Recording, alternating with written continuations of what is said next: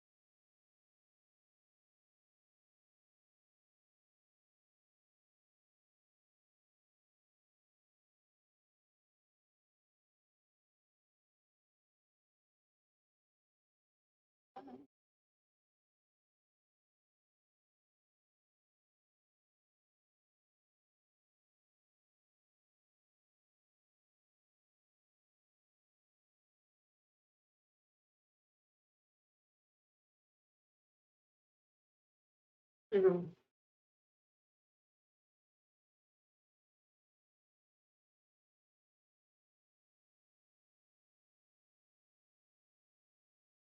Hey everyone. Good afternoon, everyone.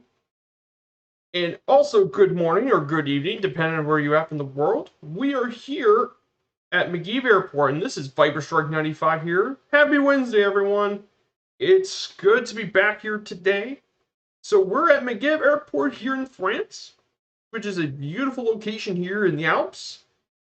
And it's good to see everyone here on this wonderful Wednesday. So I'm just going to readjust the weather a little bit. Uh, We are going to have to do some pretty high altitude stuff here today.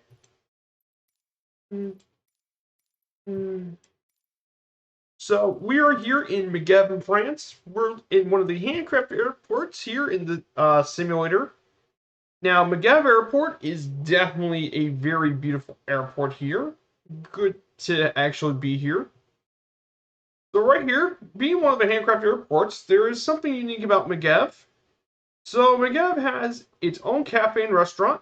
Let's see if there's any interior. Not really. There's outdoor seating and everything. There is Megève Airport. We can tour the rest of it. There's the hangar area where you can house all sorts of planes.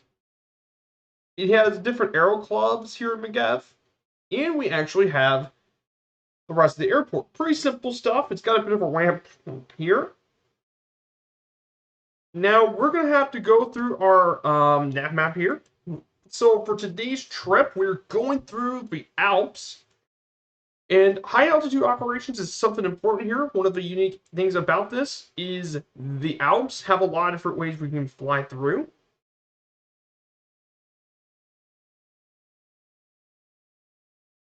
As well. So we're going to go through Megève. We're going to get out of the airport, hit two previous waypoints, and then we're going to go up the hill. We're going to be visiting Mount Blanc. We're going to, on the first leg, we're going to be visiting the Grand Boreas, go down the ravine. We're going to go fly over some alpine lakes. Then we're going to go through this waypoint here. Then we're going to fly over plenty of other points, including La Serpentine, La Singala, and Mount Brule. Then we're going to go see one of the most iconic parts of the entire Alps, the Matterhorn, very famous mountain. And then we'll be flying through Liscam, the second tallest point in the entire Alps behind Mount Blanc. And then we'll land here at Avio Superficie di Maggiania, which is Lima, India, Quebec, Delta. Our second leg will be flying through the Italian part of the Alps. The Italian part, we're going to fly over a bit of many of the different lakes. We're going to do a touch and go at Lugano, which is actually one of the new airports in Game of the Year edition. We're going to take a look at that for a bit. And then we're going to fly into Switzerland again, go through some more hills and peaks, including one of the lakes in the area. And then we'll land back at Samadon, where we start our J52 trip through Eagles Dare. And then finally, we go through and we head to the Italian side of the Alps, visiting Atomello, Cimatosa, then into the Italian city of Trento. Then we're going to fly through Lago De Garda and then land at Lima, India, Papa, November. And that will complete our Alpine trip. So it's a beautiful trip. We should have a good time here. I want to say hello to everyone in the chat. Purple Kona and Mitchell FC. Welcome everyone in the chat. Good to see you here for the first time. So what kind of bird we're taking here? Well, we're going to take one of the new planes from the Game of the Year edition. And this is actually the Blast PCSX Porter. Now, this isn't the Milviz version. This is the Automelo version, mind you. I don't have the Milviz version. But for me, the Automelo version should be more than good enough for this trip. If you have the Milviz, you're more than welcome to take it. I believe the model matching works pretty similarly if you have both versions. But this is a beautiful plane, and the Porter is basically the Swiss Army knife of all turboprop planes. This plane can take off from really short distances. In fact, this bad boy here can take off within 1,400 feet.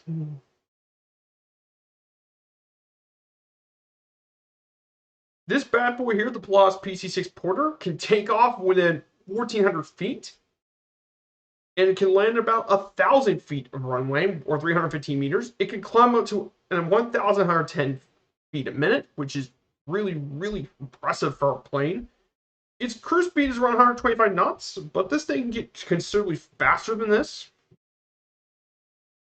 Its max range in real life is around, normally is around 500 nautical miles normally. But if you have the underwing tanks, you can bump it up to nearly 900 nautical miles. But it's really the altitude this thing. This bad boy can operate around 25,000 feet, which is insane. Most planes struggle to get within 20,000, but this thing can get 25,000. And this is great because the PC-6 Porter is perfect as a cargo, and especially for skydiving. Hello, says Angry One Horn. Good to see you. Good to see you, Angry One Horn. Welcome. Good to see you. Nice to see you here. Thanks for coming by. Yeah, this is the Automelo PC-6.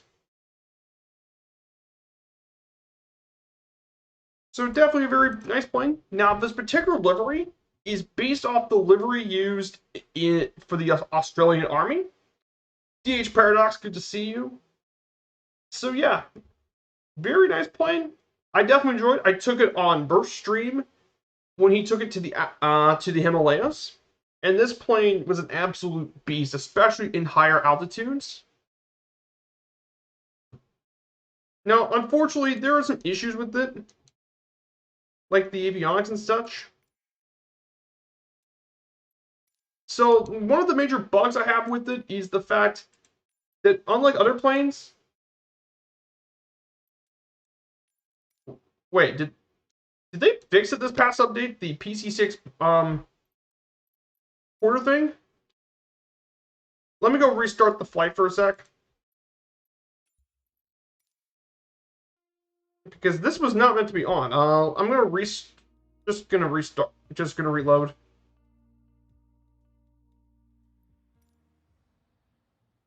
Yeah, for some reason this plane is still on. So here's a little trick. If you can't get this thing to start, go to your assistance options and type in piloting. You should have assisted checklist. And it can start the whole plane for you.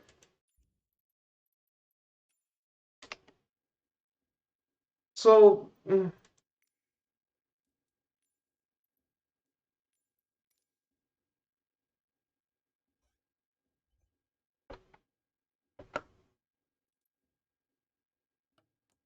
Oh, sorry. I'm gonna let this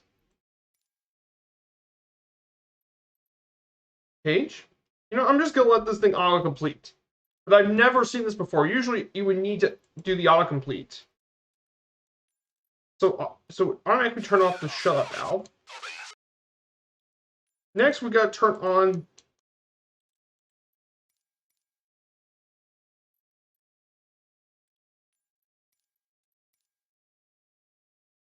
This is weird.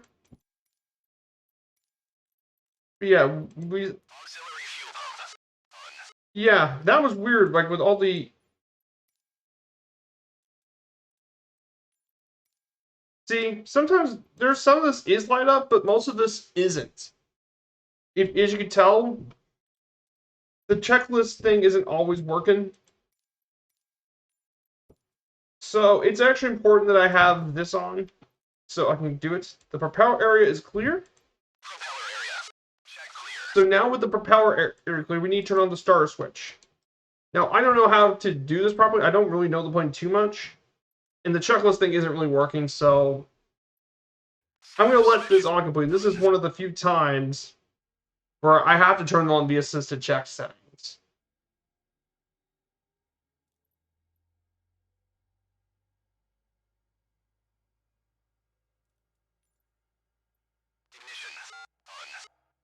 And there you go, the Porter's on. Oil pressure. Check indication. It's going to check the indication of the oil pressure.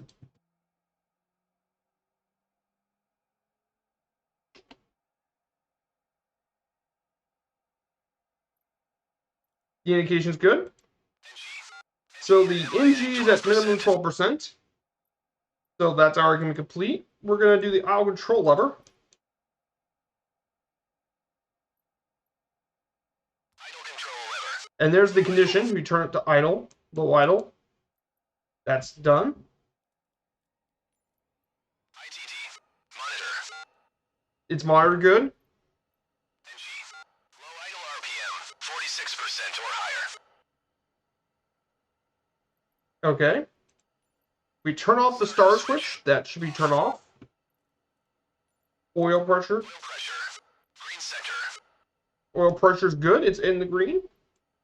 And we do the ITT, and it's going to be stabilized below 660 Celsius. I'm going to wait till let this thing finish.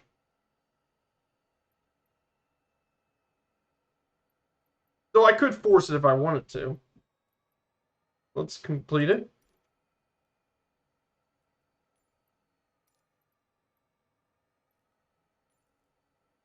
Okay, we put the prop lever. RPM lever. Full forward. And it's full forward. Generator's on. Unchecked. Okay, the generator's on. NG above 51%. Yep, that's on. Then we turn on the avionics. I can do this on my own.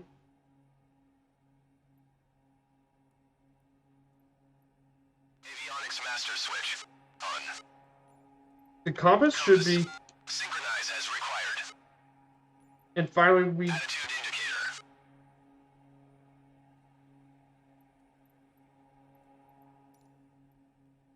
The passengers are all secured. As we don't have any, this is a cargo variant. Passengers. Check secure.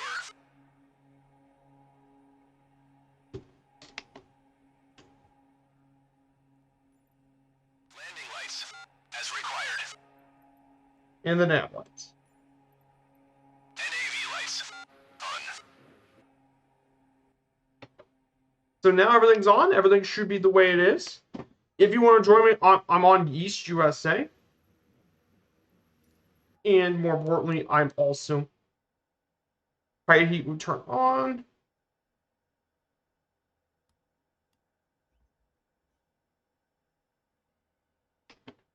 Let me get this thing apart. So I do have a route. My route will be taking me through this again. So we're going to go ahead and get this bad bird get into the air. This shouldn't be too difficult with this bird. Now, there's only one way we can get out of here. And that's, we have to go down the slope. That shouldn't be too difficult. 45. And this bird is easily into the air. Yeah, no problem. It gets into the air quite easily.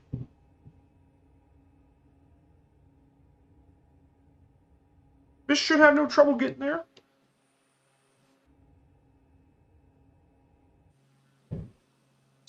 So I know some of you have been asking, like, why do we only have one way to enter and get out of the airports?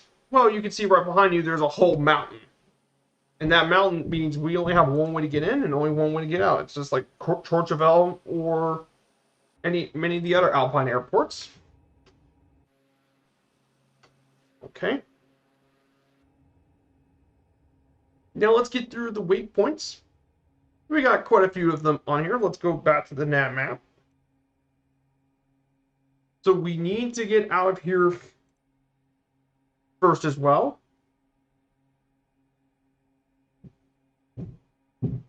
So we're going to get out through the hills into this checkpoint as well.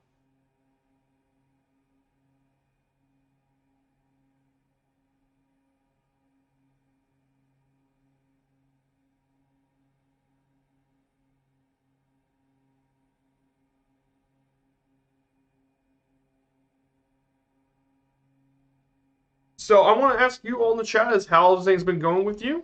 I know how's your all's week has been. I know I'm pretty excited to finally get started on the around the world trip that's going to happen on Sunday. I'm finally going to get that stream is finally going to happen, which I can't wait to finally get it started. Which I'm very excited for. I'm nearly got everything done for Sunday's trip. I've also been doing lots of Sky Park recently. with lots of sky parks. That should be really, really fun. So I think that's kind of how I feel. So the first point we need to get to is Mount Blanc. Now, for a lot of people, Mount Blanc is one of the more iconic mountains in the world. It's the highest mountains of all of the Alps in Western Europe, and it's the second tallest of all of Europe after Mount Elbrus in Russia. Mount Blanc is extremely popular as a skiing area. Hiking, climbing, and all sorts of winter sports are extremely popular. And the most popular route is the Gulter route, which is used to reach the summit. This mountain can get up to a height of around 15,000 feet. Now, this is usually a struggle for most planes here in the sim, but we're in the Polaris Porter. We should have no difficulty getting up to that height anyway. I mean, if I can land this thing on Mount Everest, I should probably have no difficulty landing with this thing in the really high mountains of the beautiful Alps.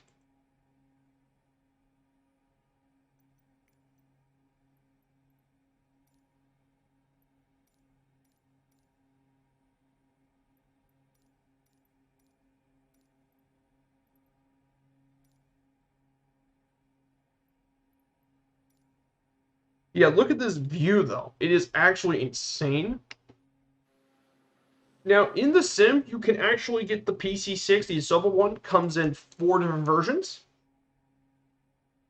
There's the autopilot version, which has got the G1000 with an autopilot. This version here is probably my favorite. Is the steam gauge version with the classic steam gauge and modern such. There's also a floats version and a ski version as default, and you don't have to pay anything for it. However, there are issues with this plane that a lot of people have been saying, and I'm kind of agreement with their criticism. I think their criticism is more than legitimate. Especially the floats version has a few teething problems. So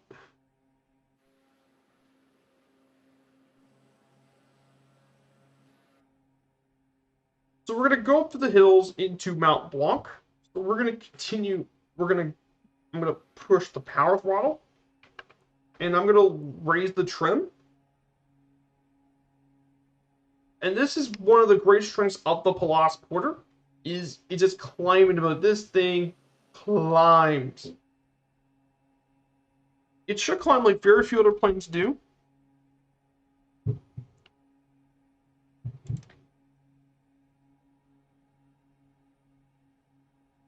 As well. I should have no difficulty doing it. It should be a relatively easy climb.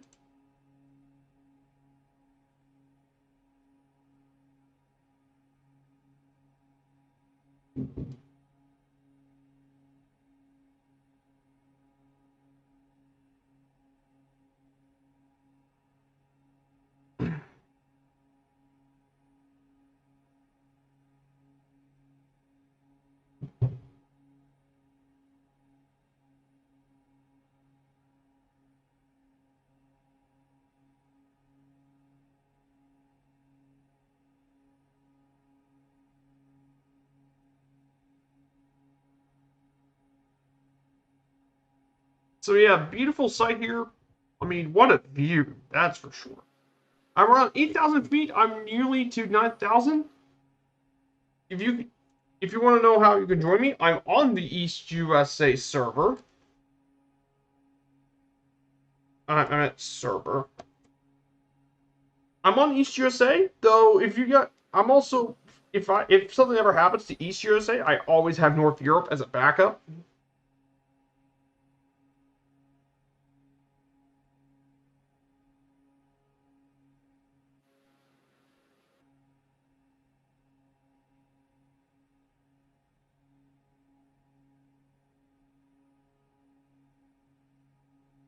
Definitely some insane climate here going on here.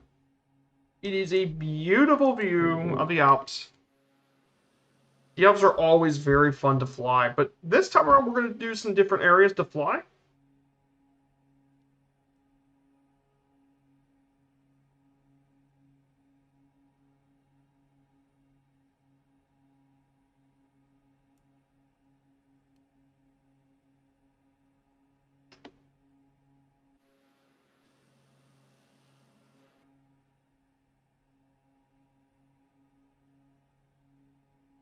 So this would be like if you, this would be where you sit like if you have to be a skydiver. That's the kind of view you would have. Is right here. So this is what if you're a skydiver and you sit like right here. And now we got over the hill a bit. I mean, this thing just doesn't know when to stop climbing.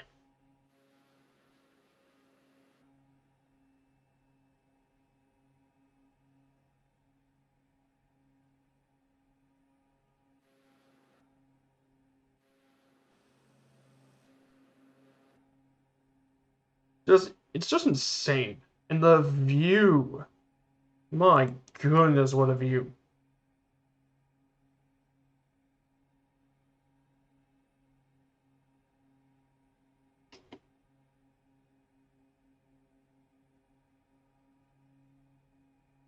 Now, some more information about Mount Blanc. So, one of the more interesting things about Mount Blanc that a lot of people don't realize is that this thing's actually got quite a few glaciers and such around this area. Um, if you look, let me get to showcasing that. Now, down below here is actually glaciers. And the glaciers down here provide quite the view. Or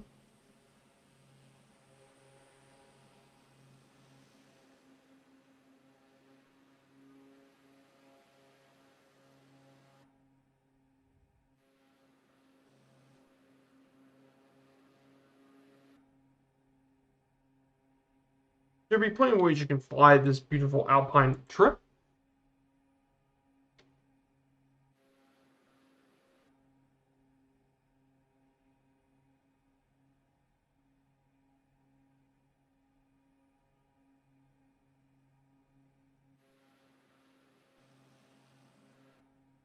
So now we should see Mount Blanc to our left.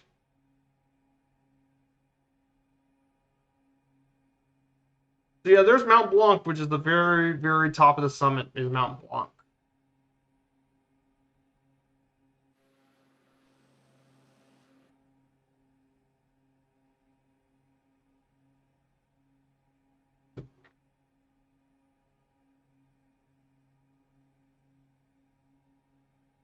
So um, Mount Blanc has many different climbing routes.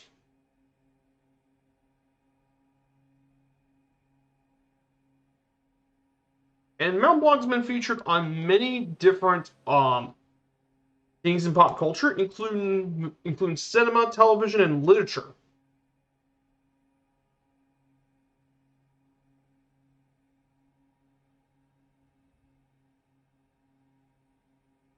And Mount Blanc is one of the most visited tourist destinations in the entire world.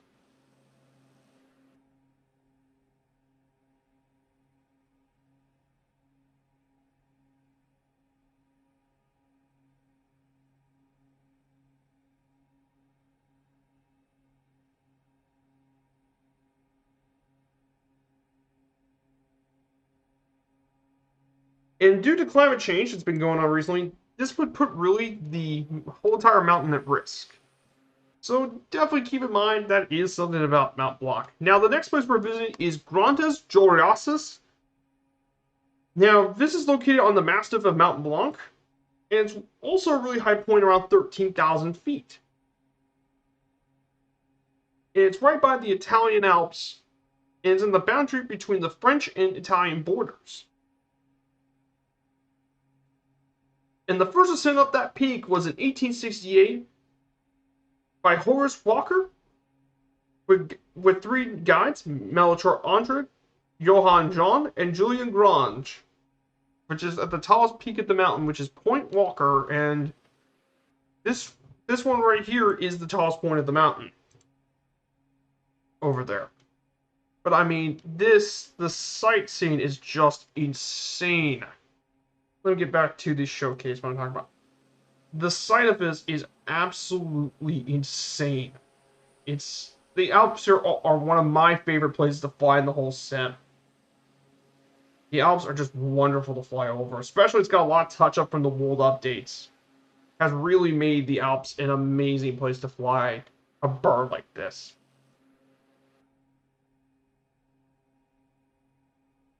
Just a lovely place to fly.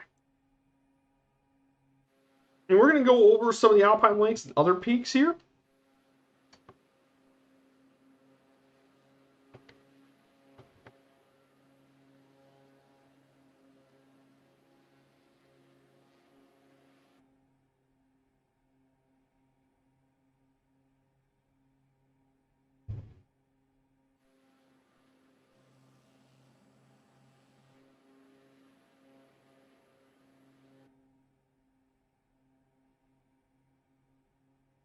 But man, what a beautiful day here for flying, that's for sure.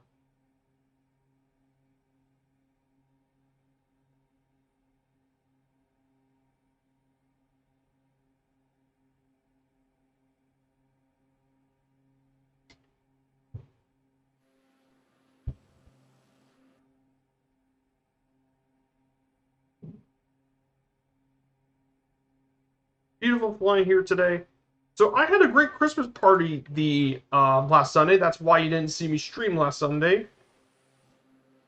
But even then, I was still trying to take a bit of a break, just to have a nice weekend to relax for a bit. And I've been really doing a lot of Sky Park stuff lately. I could do it for one of my streams, but I digress.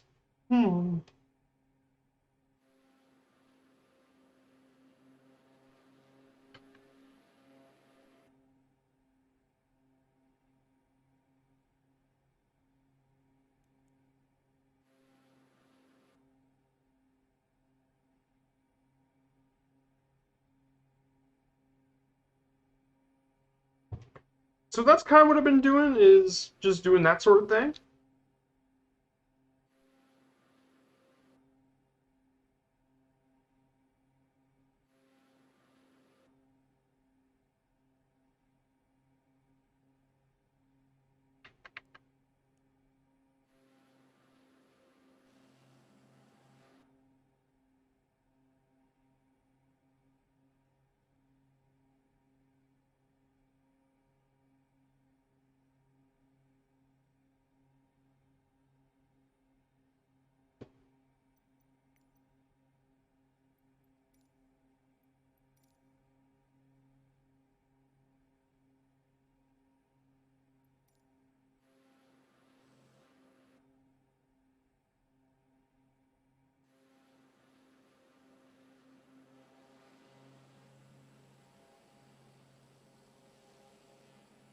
Yeah, this is picturesque flying, and this is the sort of flying that the Porter really shines. Is these high altitude flying, and there's a lot of these lots of alpine lakes, lots of sort of thing. There's a lot of different hills we can land here, but I don't think we really have a lot of areas we can land here in the mountains. I think most likely what we need to do is just try to keep a high enough altitude.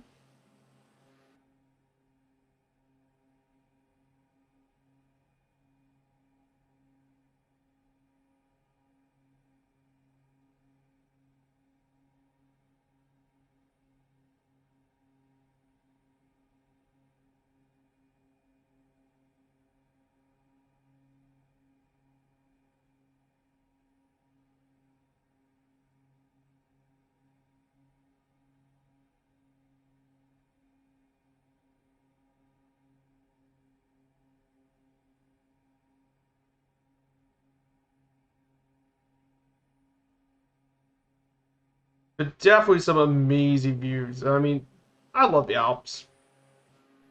And as soon as I saw the porters coming down for the sim, I said, "Look at this. I want to take this around the Alps and high anything to high altitude. I'm gonna take the porter. That's kind of my thing."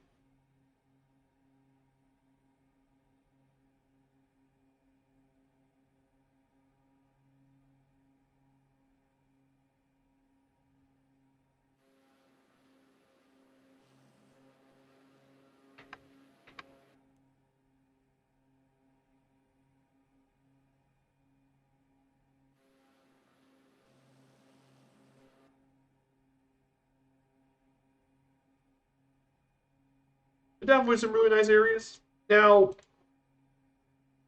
after we get this viewpoint, we're gonna go to one of the after we get through this next waypoint, we're going to be heading towards one of the most iconic mountains of the entire Alps alongside Mount Blanc, that being the iconic Matterhorn mountain. At 14,692 feet, it is one of the highest mountain summits of all of the Alps in Europe. But the thing that makes it unique is its four steep faces, and that this mountain overlooks the town of Zermatt in Switzerland, in the Italian town of Barul Cervinia, which is located in northwestern Italy. The Matterhorn was studied during the late 18th century by Horace Benedict de Saussure, and he was followed by other renowned naturalists and artists. And for much of the 19th century, it remained unclimbed until it was first ascended in 1865 by a party led by Edward Whymper. It ended when 4 of the 7 members fell to their death in the descent. This disaster was portrayed in several films, and it marked the end of the golden age of alpine climbing. And the mountain, and it also makes the Matterhorn extremely dangerous, and over 500 different alpinists died on the Matterhorn, making it extremely dangerous. The mountain itself is made of genesis. That's the main rock, and this mountain is so iconic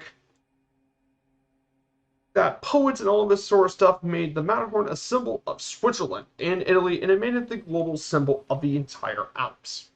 So definitely a very iconic mountain with lots of history. Let me get the screenshot. This is gorgeous. Look at this. There's one of the many alpine lakes in the Alps.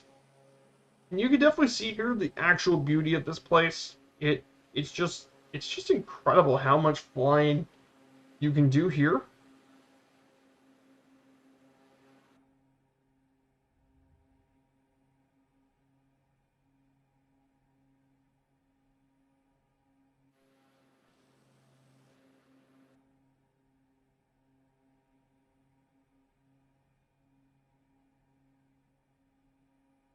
But there are many iconic mountains in the Alps, and that makes it a really, really important area.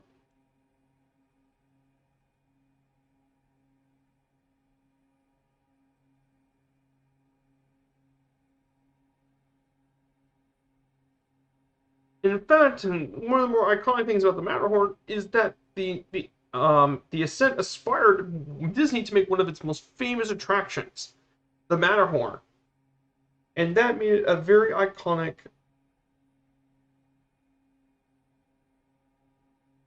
And it made one of the most iconic Disney attractions too, the Matterhorn bobsled, which was inspired after the real Matterhorn. And it became the most popular ride here in Disneyland in Anaheim.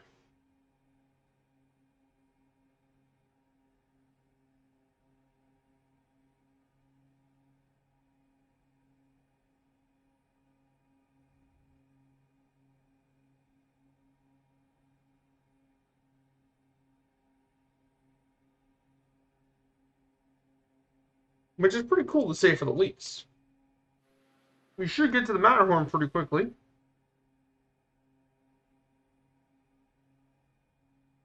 So I'm going to turn right. But yeah, this area is just amazing. So many alpine lakes in so many iconic areas. Definitely makes the Alps a really, really amazing place to actually do some flying here.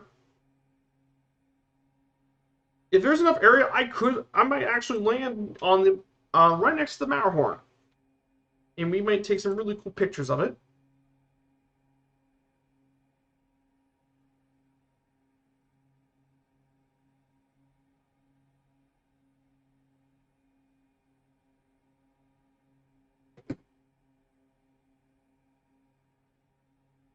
Hmm.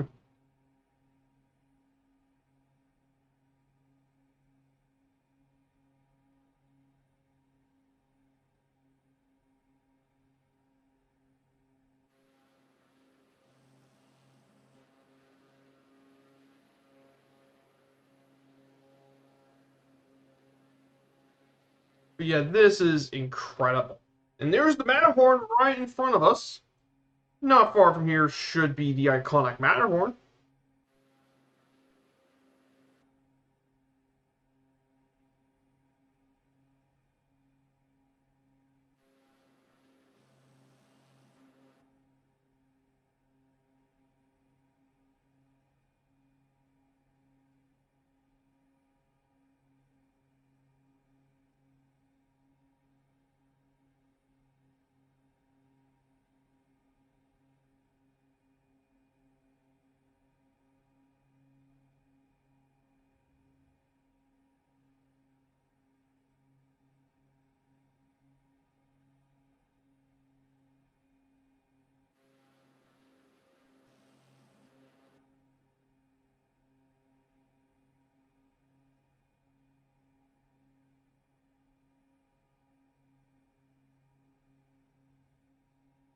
So this is pretty cool and amazing. I love this area. Just amazing. There's the Matterhorn. This is one of the most iconic mountains of all of Europe. One of the absolute jewels of the continent.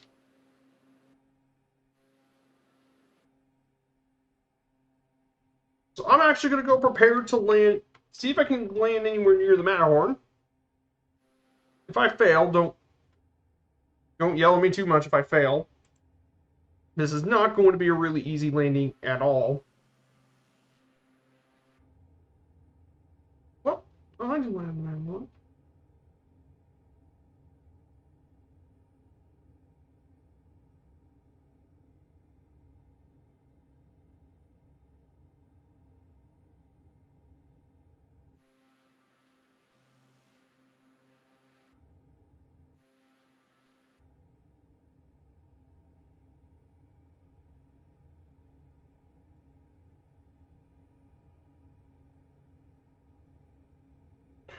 So yeah, let's see if I can land here in the Matterhorn. Predict if I'm going to crash or am I going to actually live? That's probably a good question for all you in the chat. Let's see if I can find a way to live.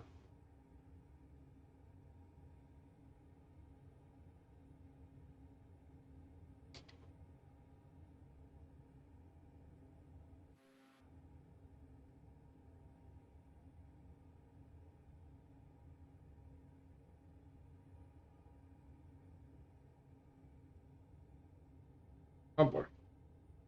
Oh boy, this is going to get crazy.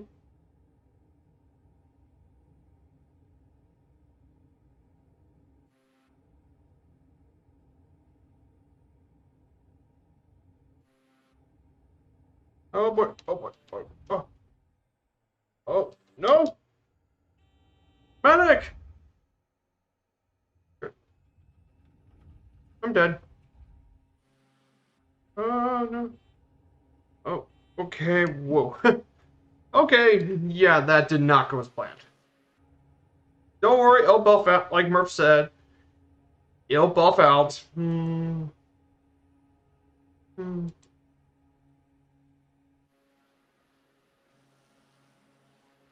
Yeah, I couldn't land on the Matterhorn.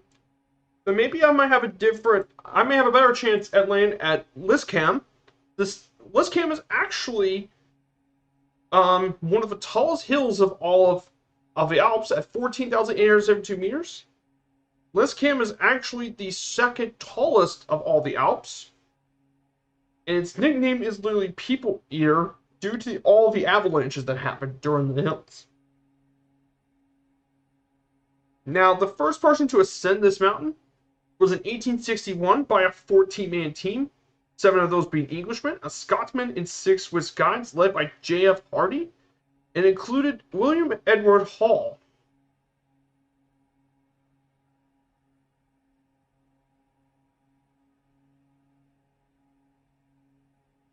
So definitely some very beautiful flying. The Alps are probably in terms of all regions for mountain climbing, I think the Alps is the best in the world. There's no question the Alps have some of the best mountains you can think of. But maybe attempt number 2 might actually be a much better landing. You would have made it if they had a ledge. Hey, friends all, welcome to the chat, friend all. Hopefully everything's doing well for you. Yeah, I probably would have made it if I had the ledge. Yes. If it had more space, I would have probably landed up there like I did with Mount Everest during Murph String this past Friday. But yeah, the PC-6 is the perfect plane for the job for these high mountains. It's perfect for it.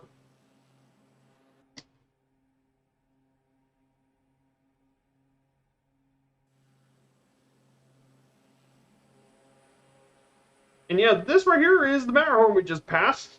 One of the most iconic hills of all of Europe. We're now heading to Liscam, literally nicknamed the People Eater. So, I mean, this was the perfect time to take the Blast Porter.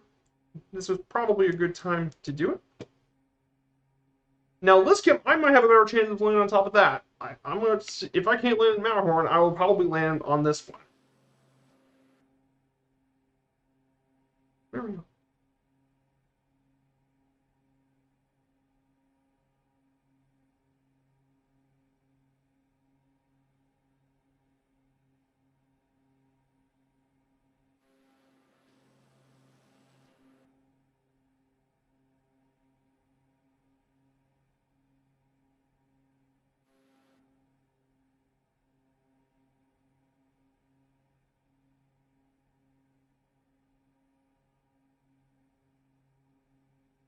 Okay, we're now going to land at Liskrim. Now the thing about this hill is that there are quite a few mountain climbing routes, but the most well known could be from Ginefetti Hut, which is around 9,000 feet up, and it's usually and most of the route follows the route taken by the first person who climbed up the mountain.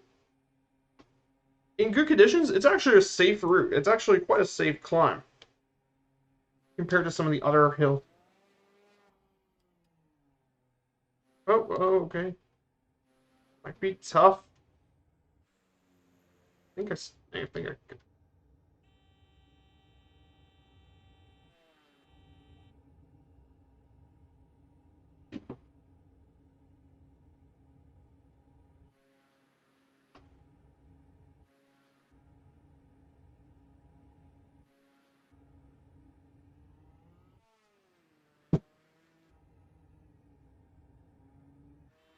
Nope. Oh, God.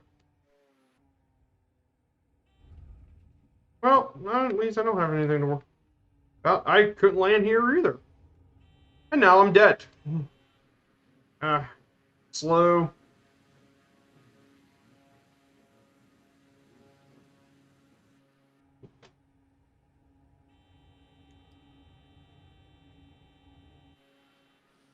But nope. Yeah. Whoops. That just happened.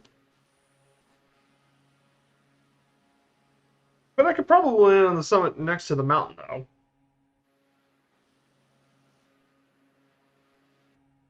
Maybe I'll just land up here.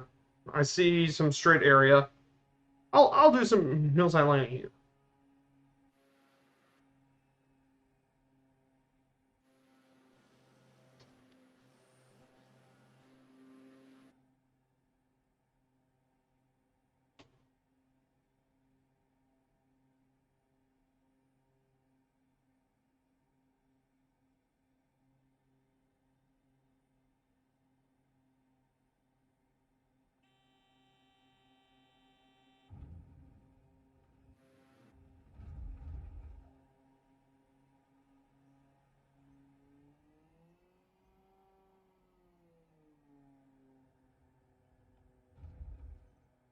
Wow, look at that. On the side of a hill.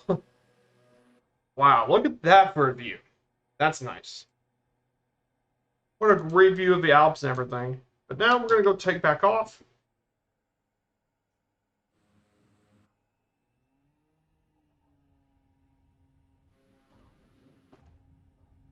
And we're back off.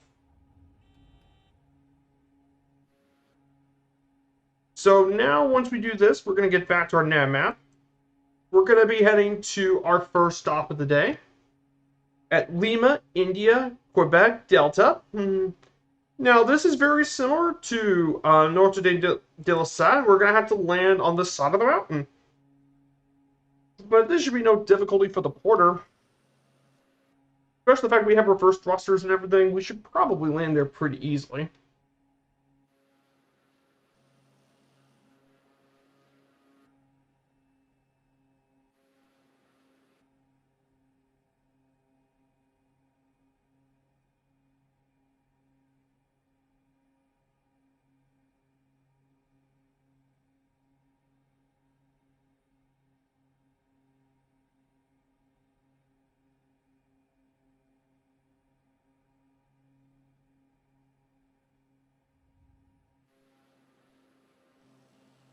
We should probably start the descent.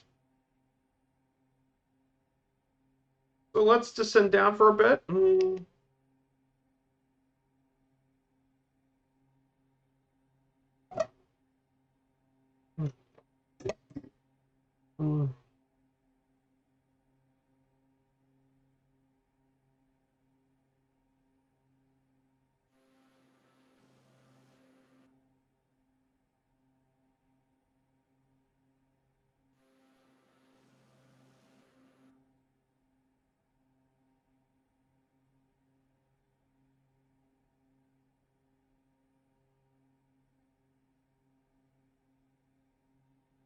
So we should descend to a pretty nice altitude. We don't really need to go very far.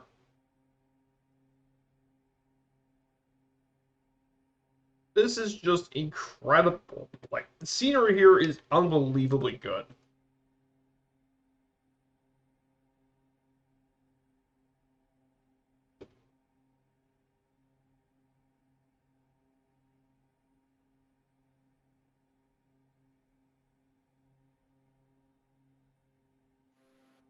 So definitely a very nice area to fly over.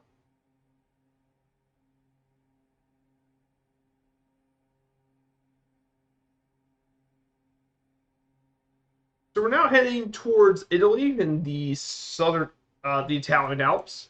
So the Alps go between France, Switzerland, Italy, Liechtenstein, and Austria.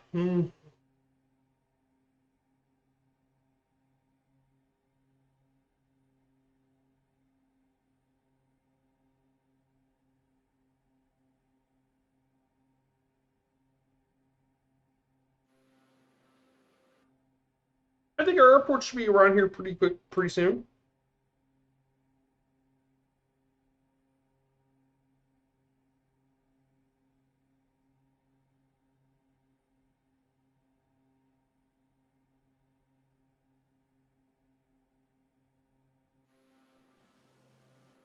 But yeah, this is a very nice point. Even though I have issues, there's issues that this thing needs to be fixed, mainly with the checklist, and maybe some of the flight dynamics could be improved. I still really enjoy this plane. Hey, Wagnus, what airport am I landing at? Well, if you want to know the route, I'm going to be landing at Lima, India, Quebec, Delta. It's good to see you, Wagnus69. Nice to see you in the chat. First timer, great to see you. And this is my nav map. So we're flying through the Alps in the PC-6 from a solo. We just flew over the Matterhorn, Liscam, and Mount Blanc. We just passed through that. We just passed all of those. So we're going to land on this small airport on the side of a mountain. But this is the kind of flying the PC-6 Porter is really, really good at. Absolutely, you can join me. In fact, I'm on the East Shoot as a server. You are more than welcome to join with me. I would love to have more people flying. So yes, you're more than welcome to join, man. You're more than welcome.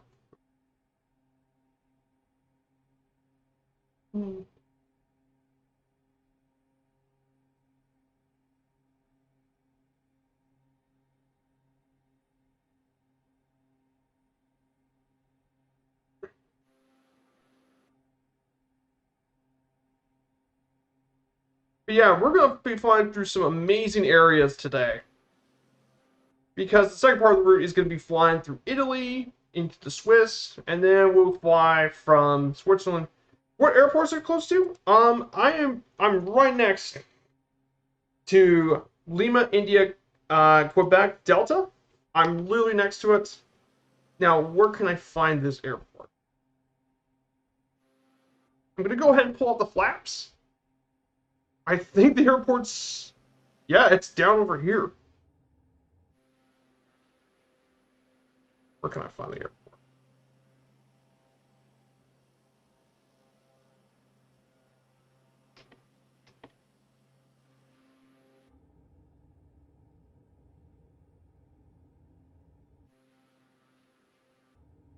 Oh yeah, there she is. Holy crap.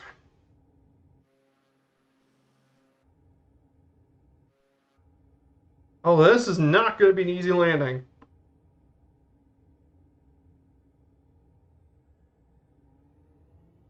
Oh, this is going to be an interesting one.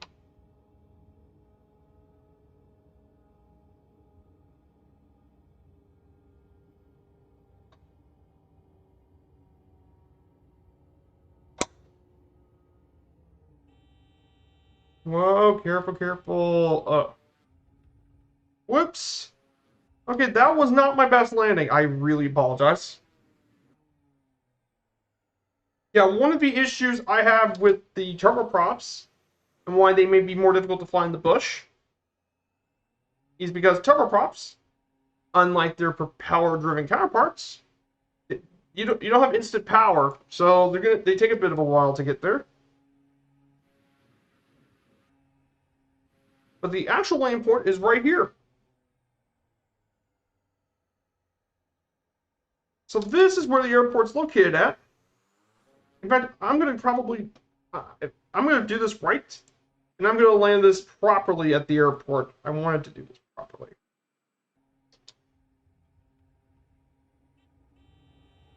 So the way you're supposed to land it is this.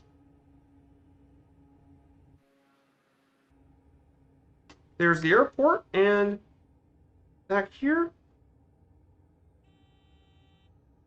And there you go.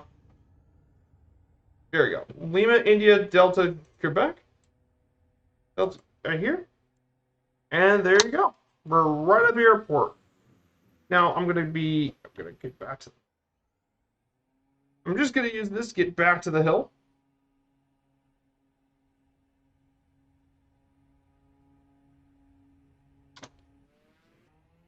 Whoa. Yeah, I've been having issues with this.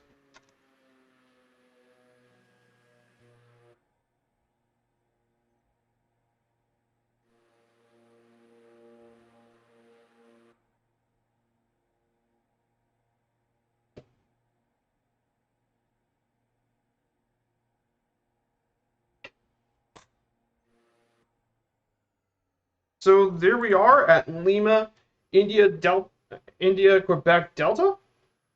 This airport is literally on the side of a mountain, and it's amazing. Look at that. That is amazing. I see Wagnus. Hey, Wagnus, good to see you. Good to see you here. So I'm going to go and take a quick restroom break for a sec. So I'll be back in just a sec. So then I will get back to the air then.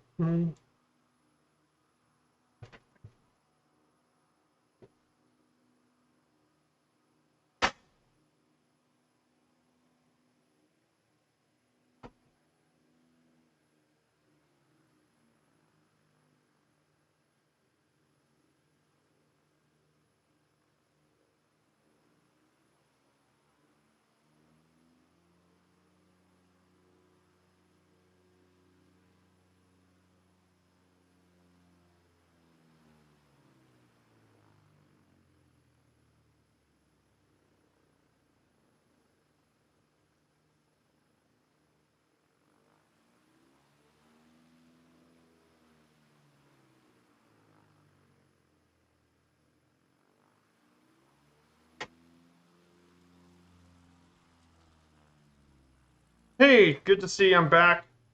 You took the X-Cub. Hey, not a bad choice, especially with all the difficult stuff. Now, for our flight plan, we're going to be going through quite a few changes. So for our nav map, we're going to be taking off from the airport. We're going to be flying through the Italian side of the Alps. We're going to fly through quite a few beautiful lakes.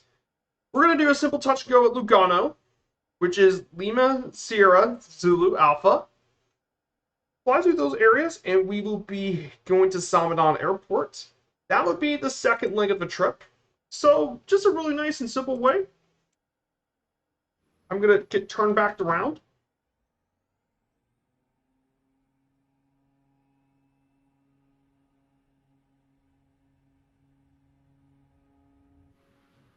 Whoa, careful.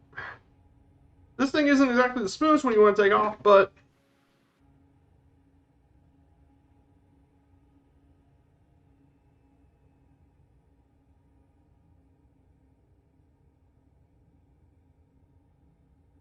thankfully we don't really need to go super high over most of these points. So the your X-Cup should have no trouble. It's the last leg there's going to be some difficulties. Because one of those areas, one of the waypoints, we have to get around 12,000 feet. I mean, the X-Cup should get to 14,000 easily. Should have no problem. It's just going to be a bit of a slower end, so I'm going to be a little careful about going too fast. I'm going to drop the brakes.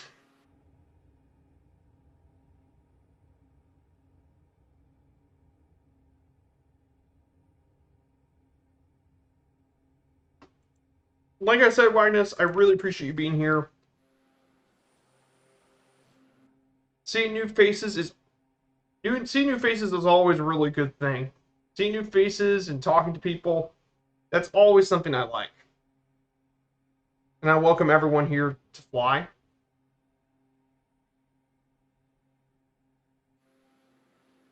So, yeah, this is just beautiful. And once we get to these lakes up here, it's going to be a really beautiful sight. So many really beautiful areas. Fly to in a sim. Like I said, this thing always, every time I load the sim and go do something new, it just continues to impress me.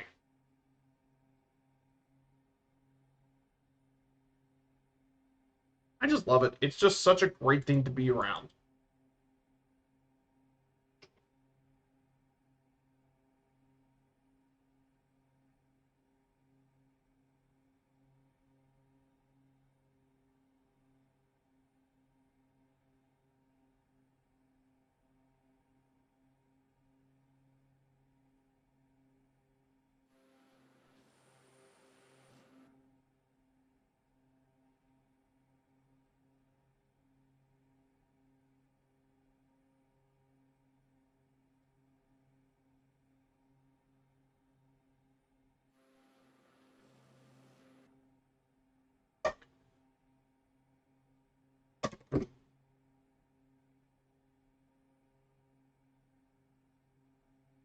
So, I think I said this earlier, but my plans for the week is to get the rest of what I need to get done for Sunday. And for Sunday, I'm finally gonna get my around the world. I'm gonna finally get my first historic flight series ready for the first time.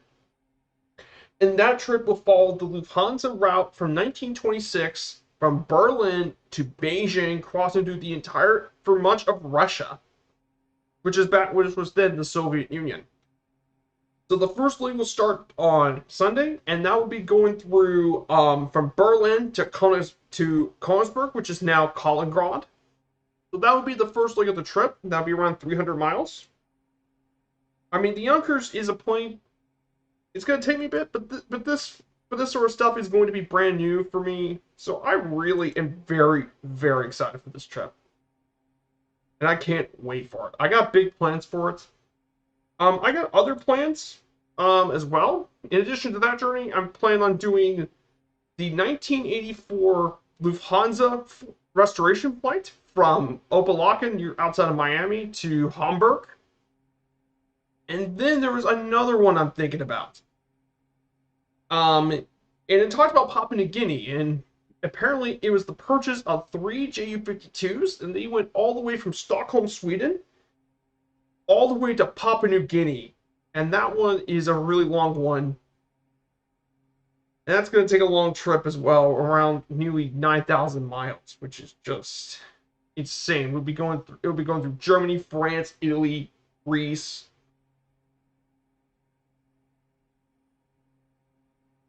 That's going to be an amazing thing too. So I am very, very excited about the future of my content. I'm very, very excited to start on these new projects, and I'm gonna be super happy to finally get it.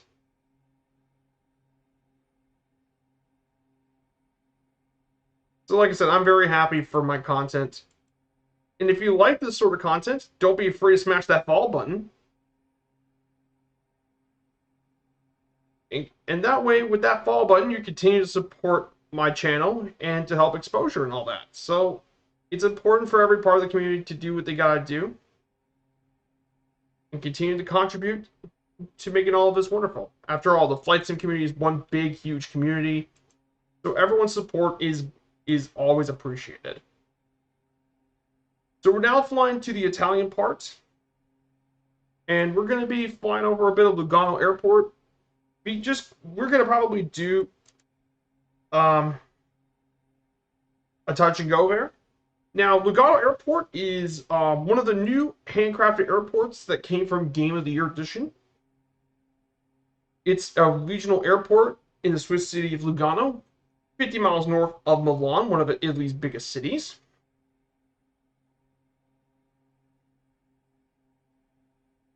And the reason this was important is because of all the lakes and such. And Lugano is also the ninth largest town in all of Switzerland.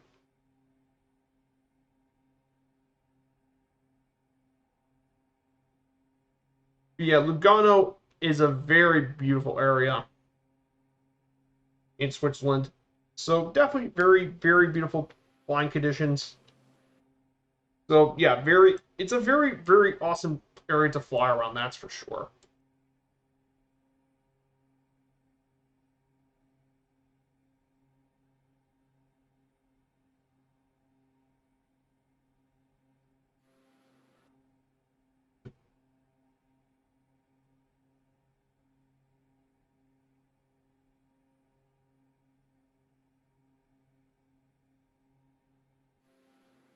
Oh, yeah, this is nice. This was the other highlight of the trip. The lakes. There's so many really beautiful things about the Alps. The lakes are definitely one of those. And that's part of the thing that makes the Alps quite a unique place is the lakes as well. But you have so many awesome lakes. This is a very beautiful area in the Alps. Definitely one of my favorite things about the Alps, just flying over the hills and lakes.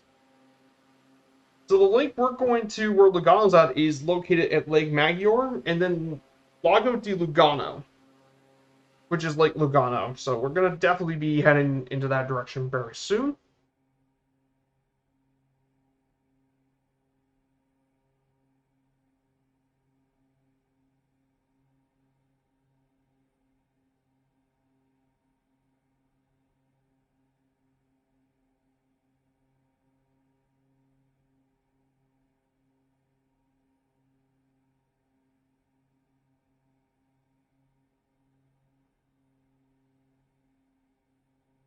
Now, I just got news. So apparently, PMGG from the 737 from PMGG just got delayed today, which is interesting. And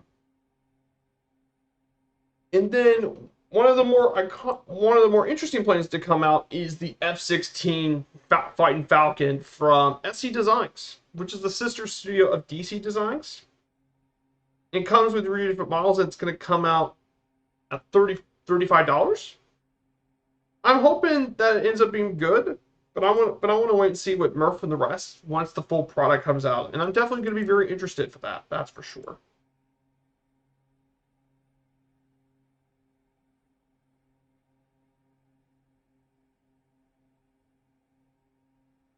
Now, mm, now the community I am, Murph is actually doing a flight tonight. He's actually flying the new Scottish Bulldog from Black Box Simulations.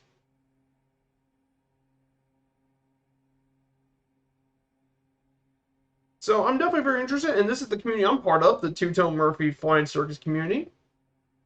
That's the main part is that I belong.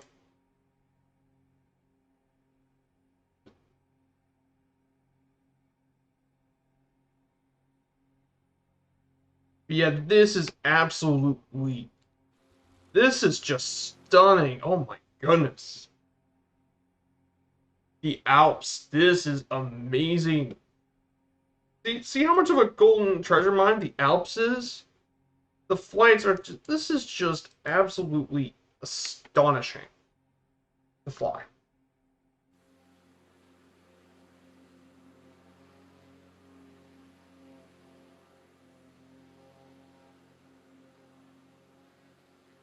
This is just, this is insane.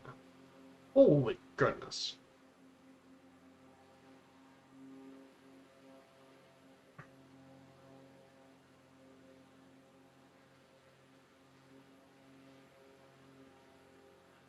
Good golly, what a sight.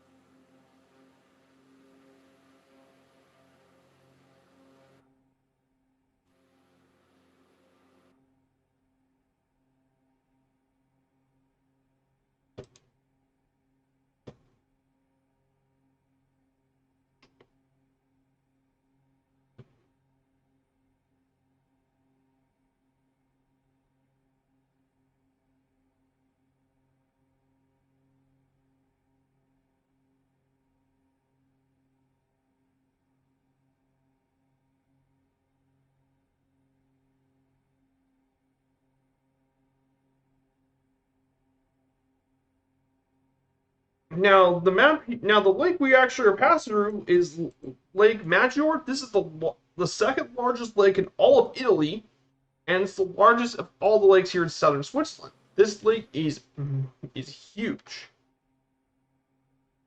And it contains many different kinds of flora and fauna. Lemons and olive trees grow here,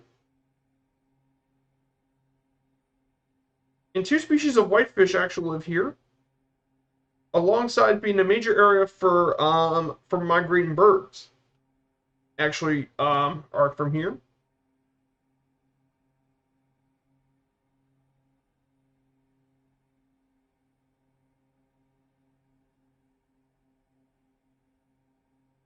And this lake was featured in Ernest Hemingway's novel A Farewell to Arms, which is set during the Italian campaign of the First World War.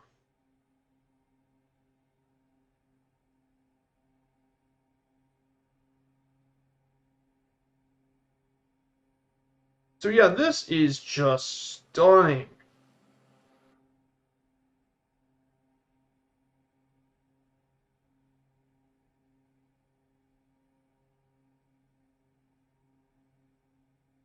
Just incredible.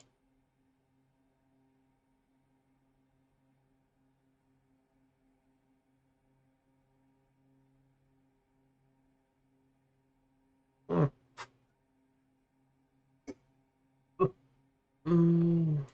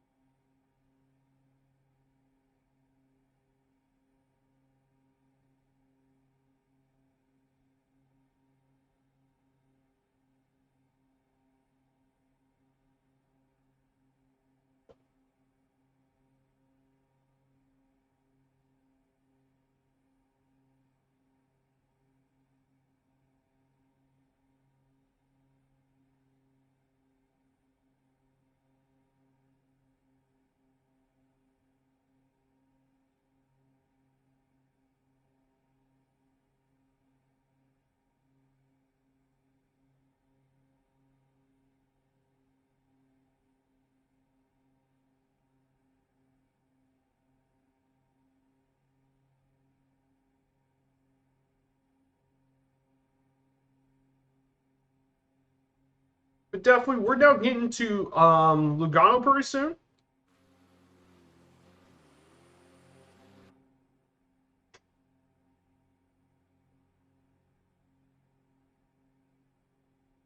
I'm going to check out the airport scenery for a bit, so I'm going to do a little bit of a landing here at Lugano.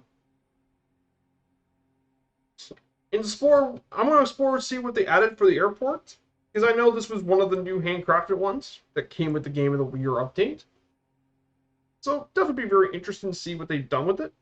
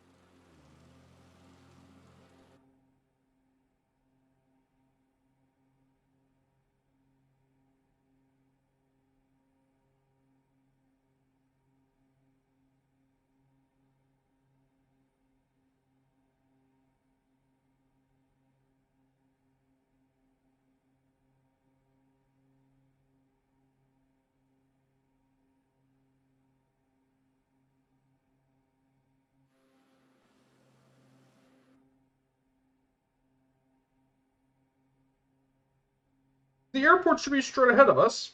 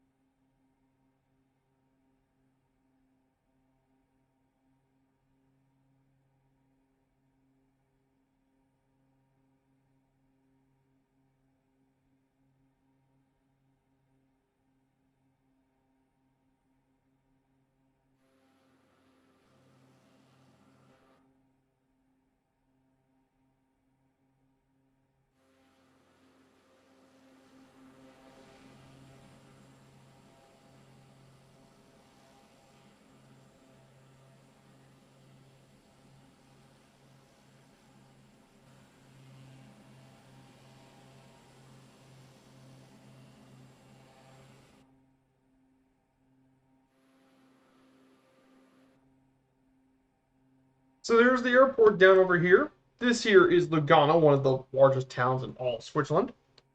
I'm going to go ahead and start dropping the altitude a little.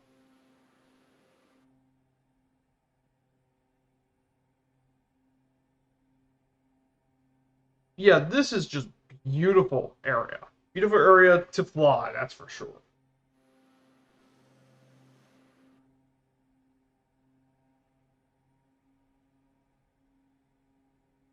Start putting with safety flaps.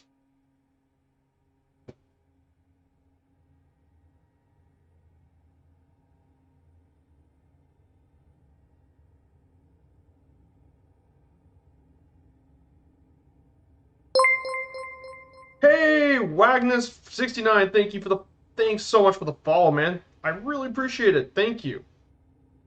Thanks for following my channel. I really appreciate it. And thanks for, like I said, thank you for coming by and flying with me. So this is Legato Airport, straight ahead. We're getting down. We should be able to get to landing pretty soon. Yeah, the PC6 Porter, like I said earlier, this plane is incredible. It's perfect for this trip. It's perfect for the trip, and this is just a great plane for that.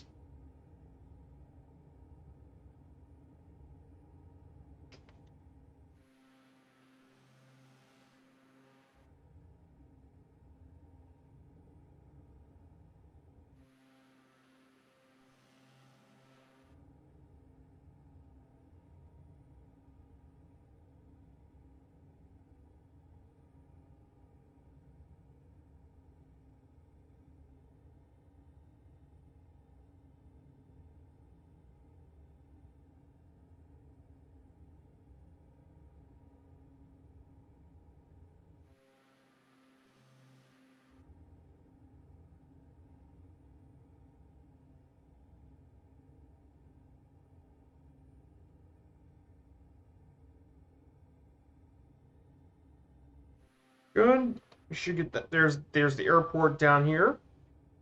This should be a pretty nice landing. This will be my first time landing here in Lugano. So,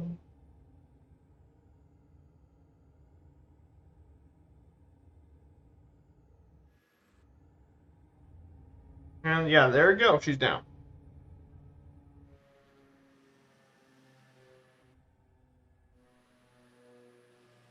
So this here is Lugano Airport.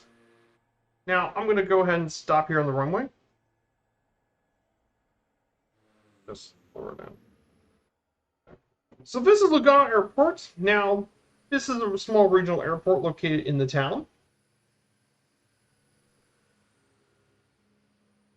This is my first time actually exploring some of the scenery. This is brand new for me. Never usually explored much scenery. So there's all the parking such where you park all the planes. This, I believe, is one of the terminals. This is the RUAG, Together Ahead.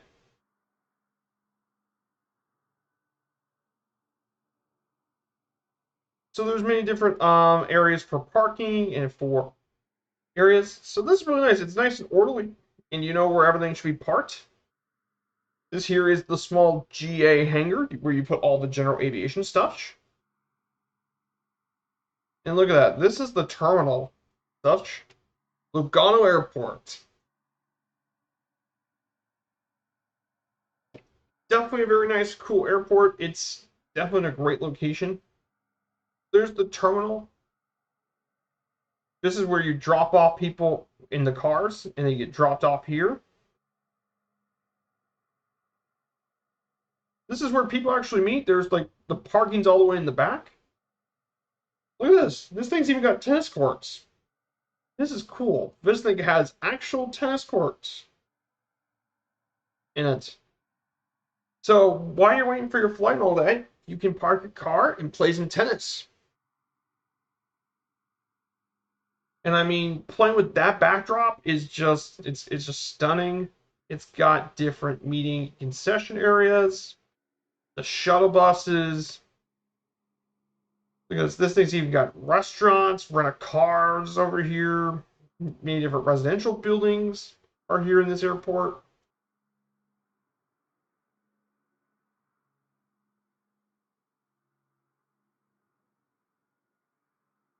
And they even developed this whole area around it's even been developed with photogrammetry and all stuff, handmade too.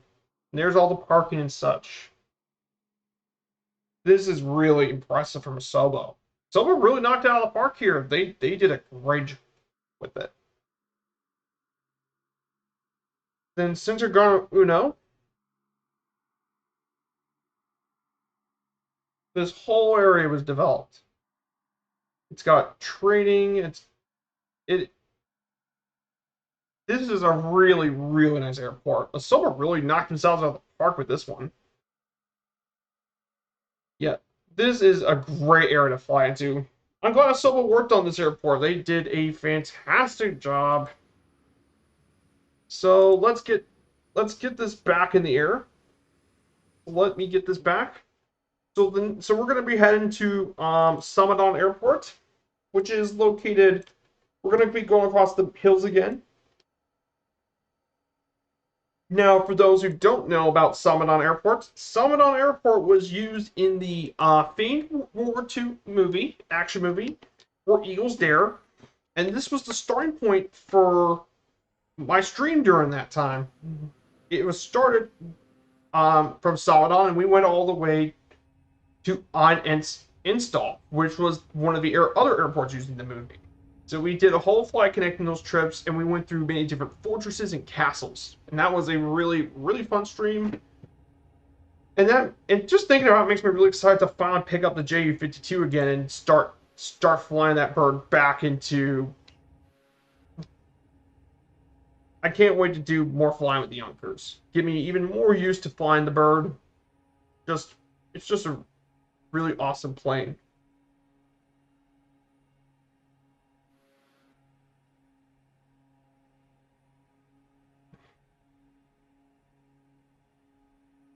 Hey, Splasher6, good to see you in the chat. It's going well. By the way, Splasher, I took off from the first leg. We went through Legato Airport. We've flown through Mount Blanc, Grandas Jurasis, the Matterhorn, in Liscam, and then for the second leg, we actually went and did a little tour around Legato Airport, and now we're heading to Samadon.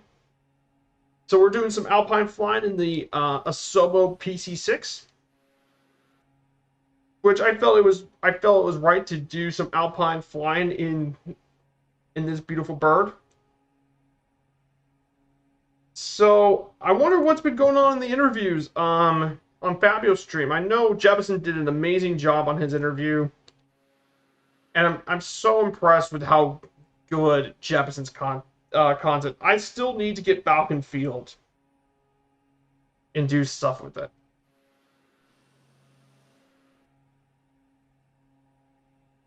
how's things been going with you, Splasher? I know you've been trying to work on problems on your streams and such.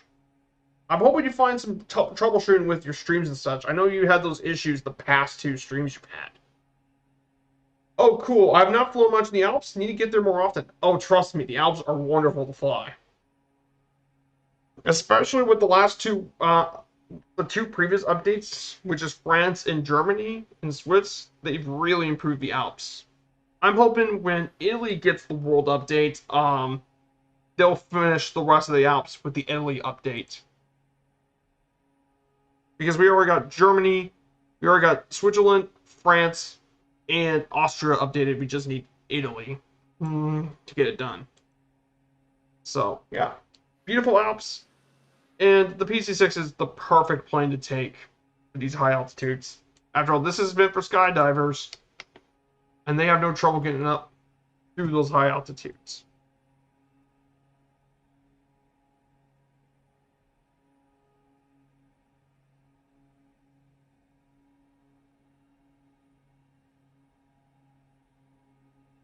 Yeah, the lag on my stream last night was better. The problem is ISP throttling. That's never really happened to me, Splasher. My ISP is Spectrum, I believe, is the one who gives me the cable internet. And I haven't had very much throttling. I wonder if it's because you were the different ISP company that you're probably having those issues. So that's just at least from my knowledge. And by the way, go check out Splasher6, a really good friend of mine. He's helped me plenty of times in the past. And he's a good friend for the channel. So don't be afraid to check him out. I think tell him that Viperstrike sent you. I have MediaCom. Oh. Yeah, I think it depends on your ISP company. Like, I don't think Spectrum's throttled us yet. So that's probably why I wanted to ask about the Media ISP, because every ISP does something a bit different. So yeah, I think that's kind of how I feel.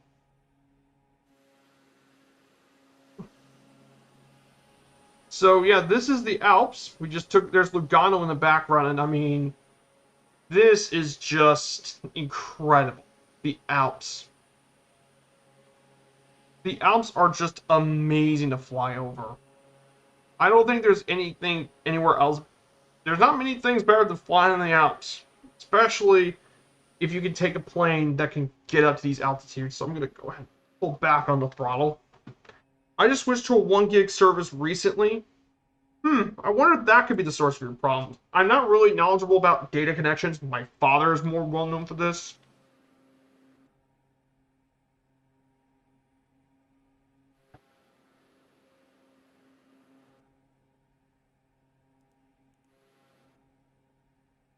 That's just something that I'm a bit curious, that's all.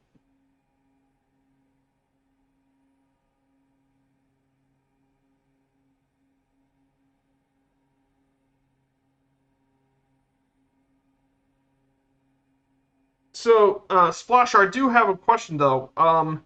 What's been I know that he's talked to PMDG's Ron Randazzo. I wonder if they talk about anything with new projects or something for PMDG, because I'm really interested in see what PMDG are doing next.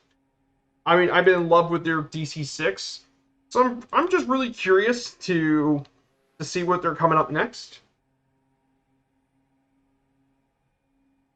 And I think that's a really good question for me. Because I know they mentioned about them delaying the 737.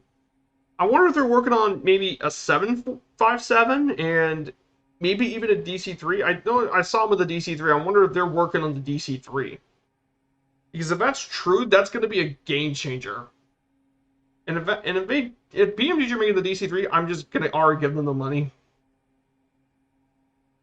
So I'm just really curious to see what they came up with.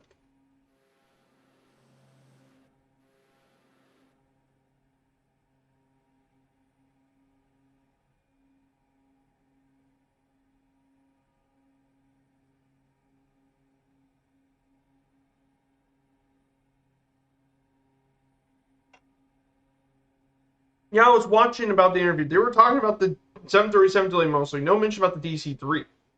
Oh, got it. Yeah, I mean that's a big deal though um because most of the airliners in the sim are not really that good. I mean, looking at you, Captain Sim, or more like Captain Scam. But no, the sim has been really needing a good jetliner for the sim. I think that's the one area of the sim that I think that there hasn't been a lot of good third-party stuff because there's been really great GA planes, the Arrows. There's been really good Warbirds done, Flyer Spitfire, P-38, and such. There have been great GA planes. There's even been great vintage planes like the Junkers. There's really good bush planes for the sim. It's just jetliners are the one thing the sim I think has lacked is a really good jetliner, and maybe the 737 could finally bring one to the sim, which is going to be a really, really overdue thing. It would be completely overdue, and that's coming from a GA guy, by the way.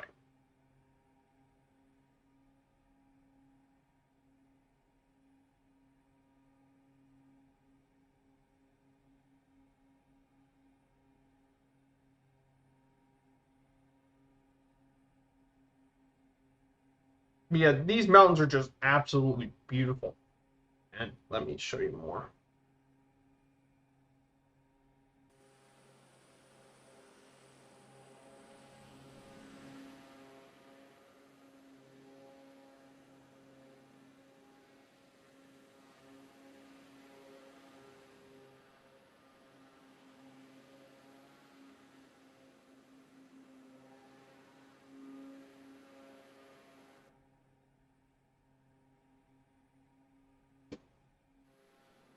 So Splasher, guys, we're gonna be heading towards Samadon Airport. Now we've been to Samadon in the past.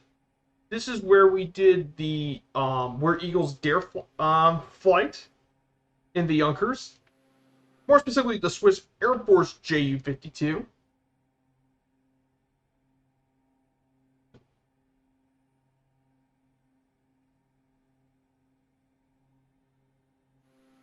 So this would be the first time we've flown back in that area in quite some time.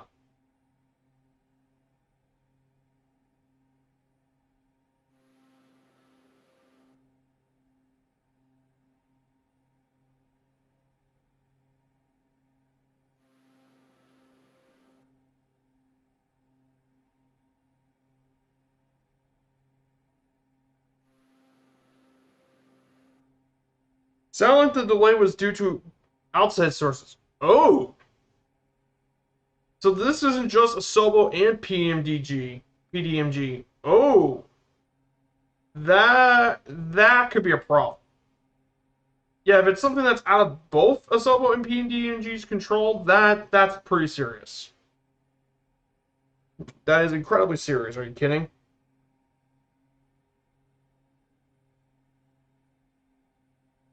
Yeah, that's incredibly serious. What I'm talking.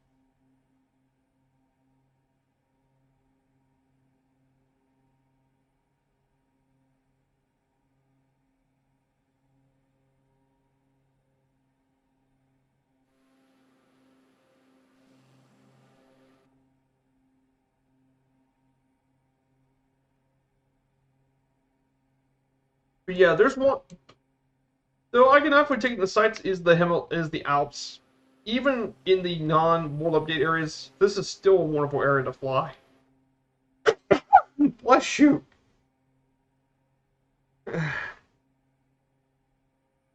There's also been something else I've been doing a lot. It's been which has been Sky Park. Now I've been doing lots of that recently.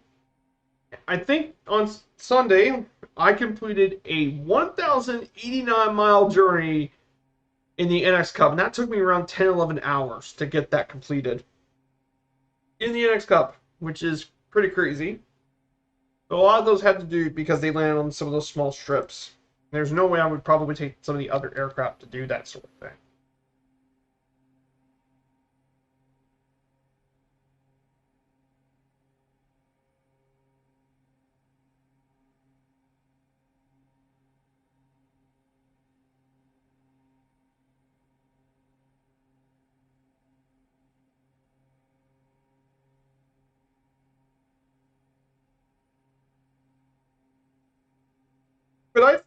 I did say earlier, Splasher, that I suggested that Jefferson should work on a lot of the World War II films. I think you mentioned some of the other um, airfields for like train stuff during World War II. I mentioned on Fabio's stream that that maybe Jefferson could work on Bowman because that's a very historic airfield, and it was a very important airfield during the Second World War as a GA airport.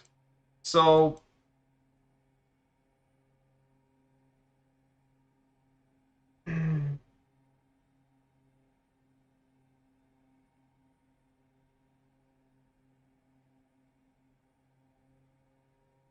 I know Falcon Field's really busy. I don't know how busy Bowman is, but I know that I think it would be a really, really interesting.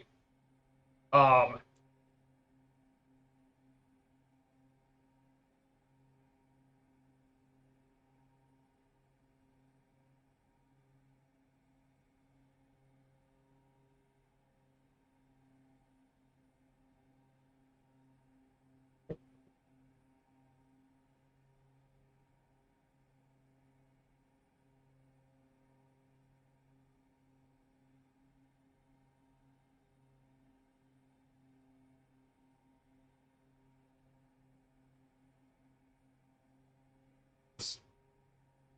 yeah, Jeff should work on Bowman. Absolutely, I would absolutely.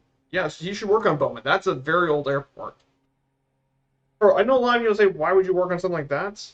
But Bowman has been around since 1919.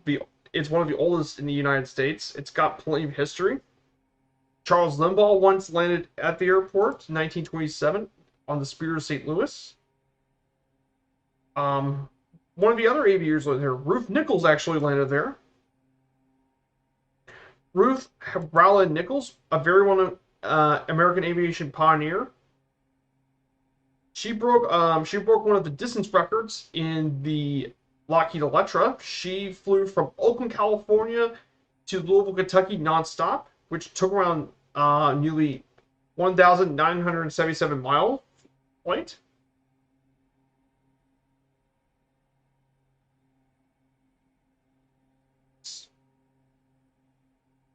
Falcon is amazing. I should get it this Christmas. Hopefully, if there's a Christmas sale on Falcon Field, I'll absolutely grab it.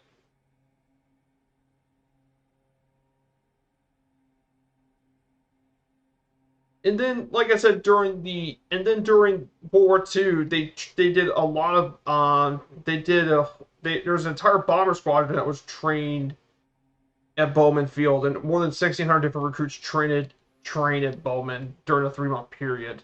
Plus, they also did flight surgeons, medical technicians, and nurses trained at Bowman.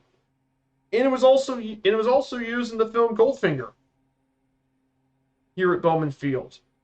So yeah, and of course, who could forget the administration building, the old admin building, which is still here to this day.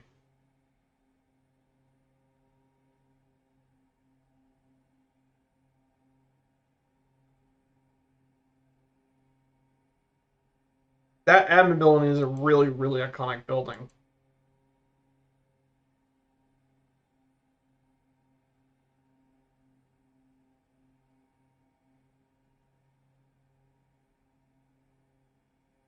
Hmm. Yeah. Yeah, I definitely, like I said, Splasher, like you said, I definitely need to get Falcon Field.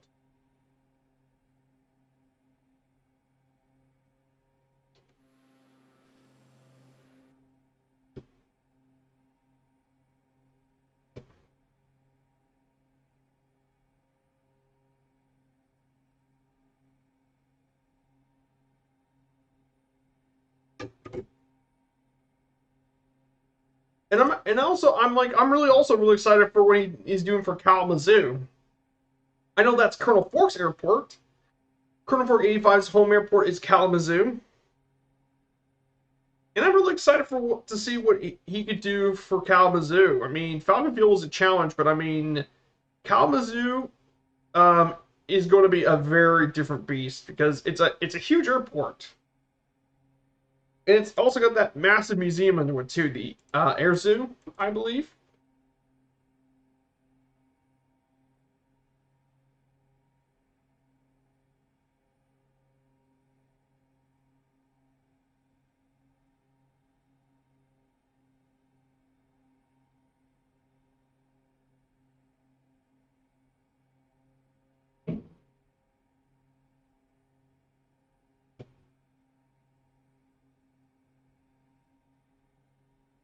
Dude, I'm really, really excited to see what Jepson's got next.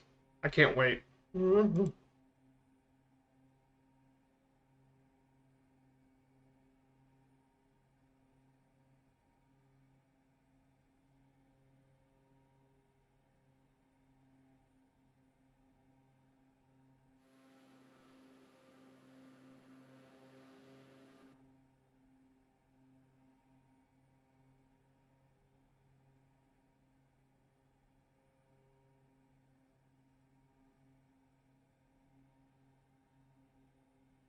So, so Splasher, I got really good news. This weekend, I'm finally gonna get ready to start that Yonkers flight from Berlin to Beijing. My first historical flight series. I'm finally excited to get it ready. And I got something else delivered yesterday. So I got this book yesterday. Kalamazoo is more commercial than Falcon, which allows them to show off other talents. The lobby and waiting area was very accurate. Oh, nice.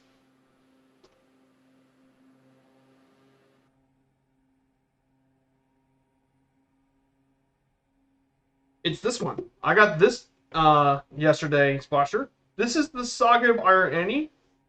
This book was by Martin Kiden. He's an aviation he's a pilot and an author, very well known.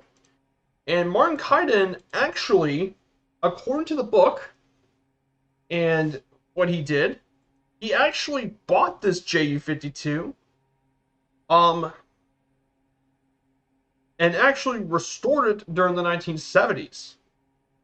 And he actually restored that bird from its decrepitness, and he replaced many of the old avionics and such with the modern avionics stuff that you see on the retrofit Ju-52, which is Delta Dash Alpha Quebec Uniform India, and he restored that bird to her flying glory.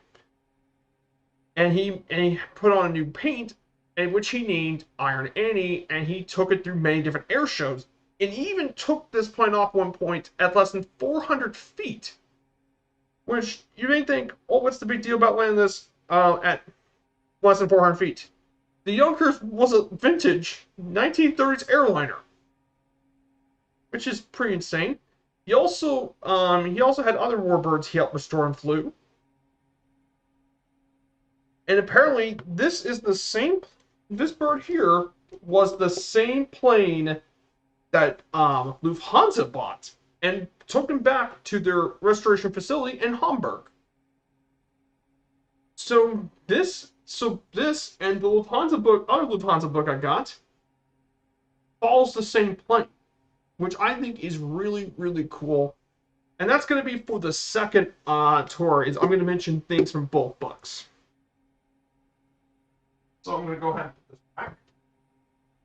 Biden has done several great titles of Vintage Flight. Great book to get. Congrats. Thanks. Thank you, Splasher. I really appreciate it. Like I said, I want to do something relative to what I like, and the Yonkers being one of my favorites. Is there? And then now we're going to fly over for one of the Alpine links. Let me go ahead and get this to my camera mode.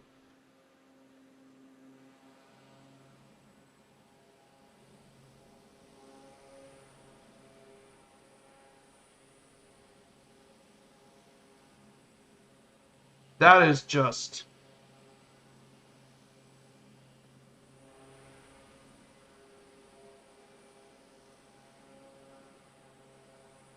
I'll get picked. Boom.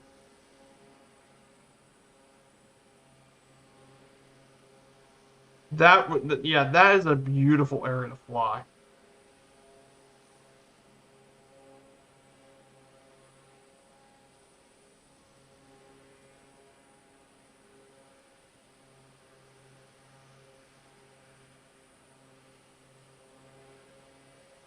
Yeah, Kaiden's done plenty of other books. It's not just his Ju-52 stuff.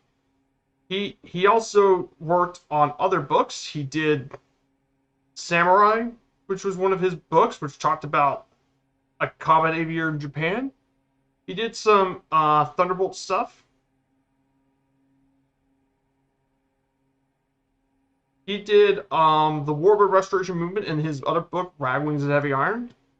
So he definitely did a lot of really interesting things. So I think that would be really cool. Now the airport is right in front of us. Should be there's Salmonon Airport.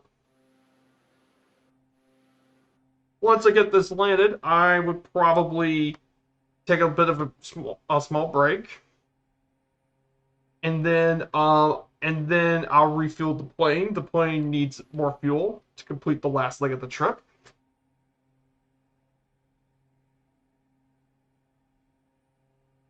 And then we'll get ready for the final leg of the trip. But yeah, I'm very, very excited to finally get the historic stuff finally started, my historic flight. I've been waiting. And by the way, Splasher, the info I got for the upcoming flights, I actually had someone else help me out. He's from the Two-Toe Murphy community. His name is Nightsep, and he graciously helped me. He was more than gracious enough to help me out the whole thing. Since the book that the journey was from was translated from German, a language that, yes, I can understand, but I haven't been taught that language, so not being mean, I'm just being honest. I'm gonna go ahead and pull the flaps. We should get the porter down pretty easily.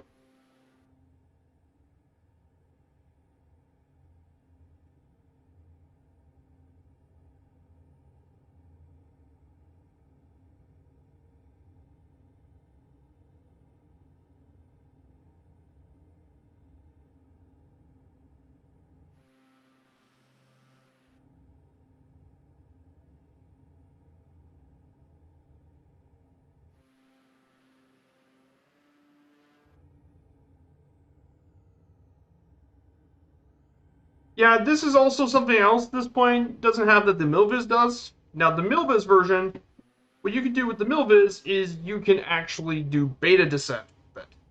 Now, this version, you can't do it. However, if there's a mod by Gawk Gravel, who, by the way, are amazing developers, they made the BG plane and also one of the best freeware planes you can get, the Gravel, they actually have their own beta version, which will upgrade the plane to be more realistic. That's awesome. Good luck with your flight this weekend. I would be traveling, so I would have to catch the VOD later. No problem. Where are you traveling to there, Splasher? I hope it's something exciting. And there's Samadon Airport. And yeah, they sheet down. And the reverse thruster shoots. Yeah, there you go. There you go. Reverse thruster stopped it. I need to move into the grass. So Splasher, the first leg of the trip will be from Berlin um to Königsberg.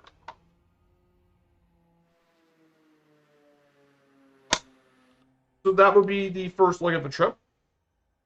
So see from anyone else is here.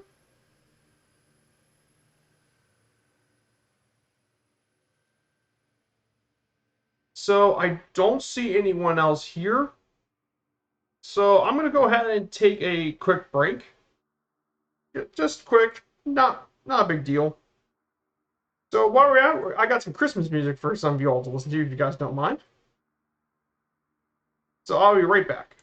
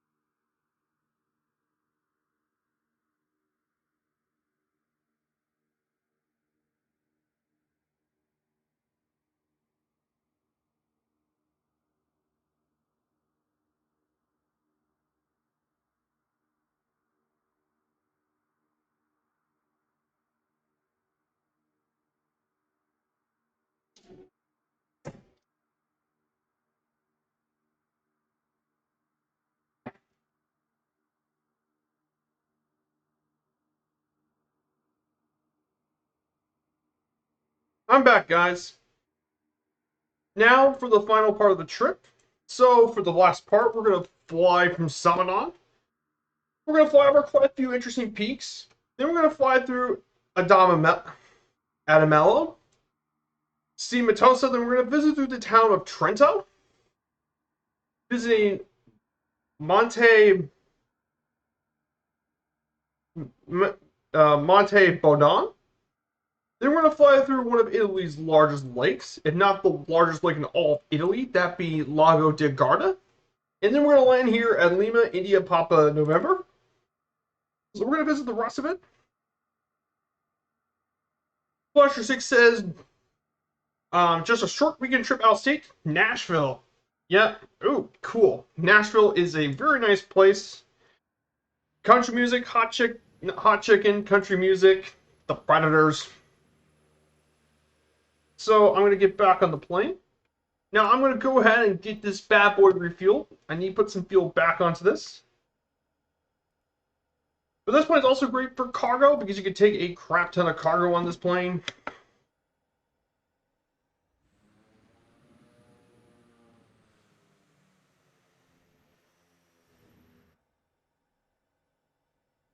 So I'm going to go ahead and get this back on the road.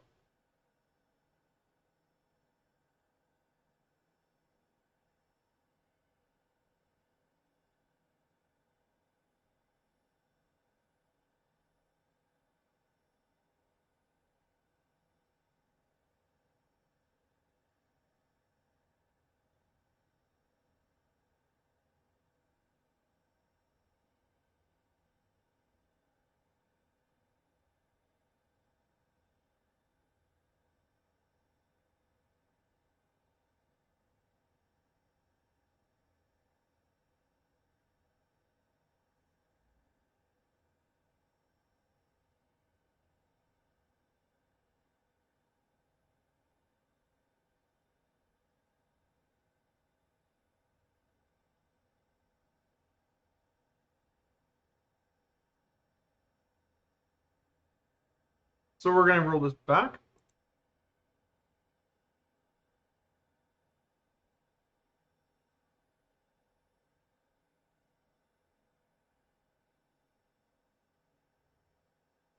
So now we're going to get back. So for the now, for how high we need to go, we need to get at least 10,000 plus feet off the ground. So rolling.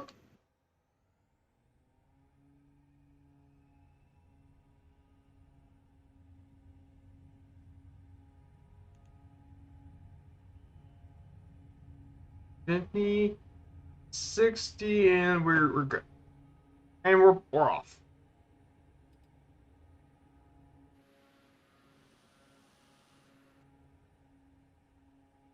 So yeah, we're off here at South None. We remember going through this area.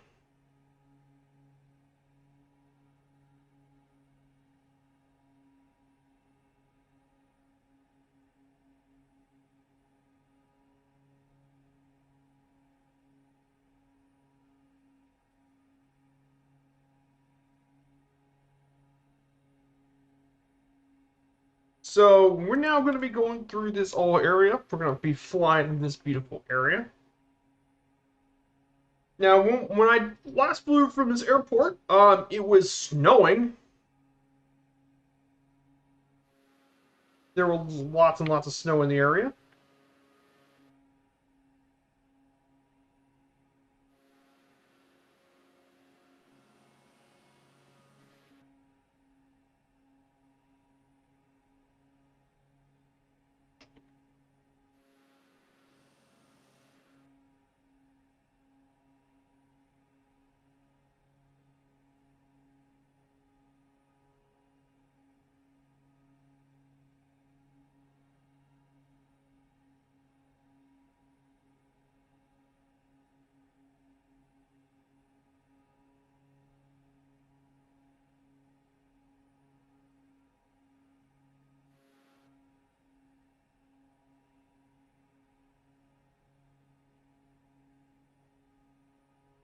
There's definitely some excellent flying here.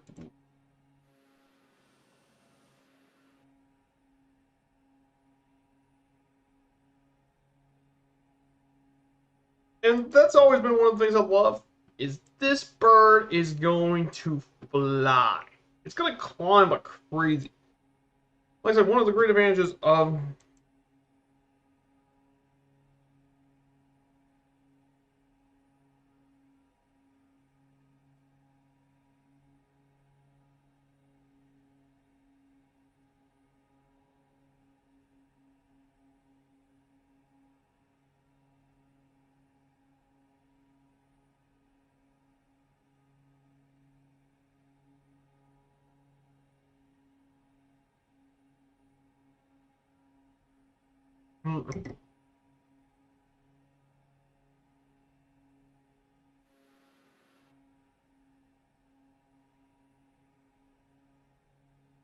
Randazzo just rattled off several projects in the works, and all were 7 Series airliners. No DC-3. Ah, thanks for letting me know, Splasher. But yeah, it was great to see more Boeing airliners in the sim. Um, the only one I would be interested in is the 737. It's because I've flown in one in real life. I mean, I'm not against airliners, but if I was to get one of the 7 Series airliners for the sim, I'm getting the 737, just because of, like I said, that's the only airliner I've really been to. And it's really the only one I'm interested in. And I can't believe Jefferson's getting the 737.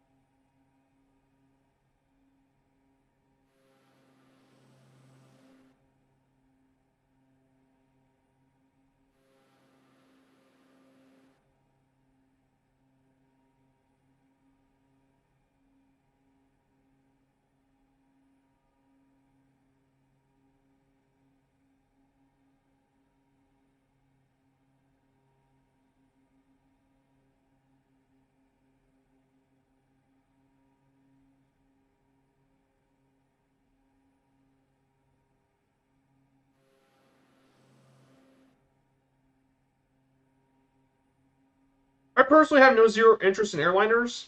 Yeah, I'm same way, some way beyond my skill level. But no, if I were to get one, I would get the 737, just because of flying experience.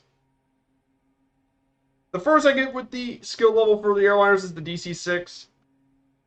That's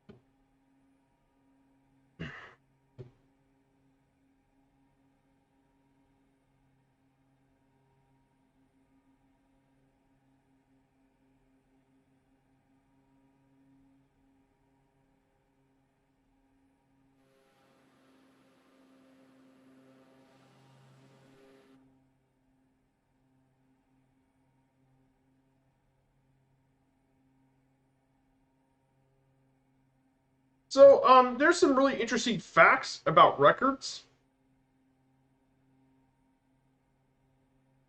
So, some really interesting Palos PC6 stuff.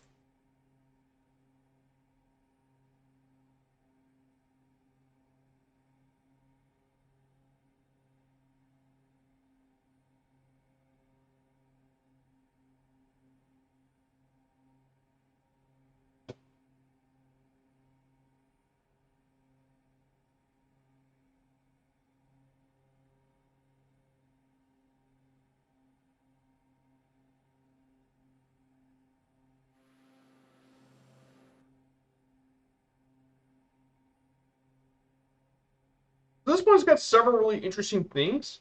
So this one has several major world records for this for the PC6.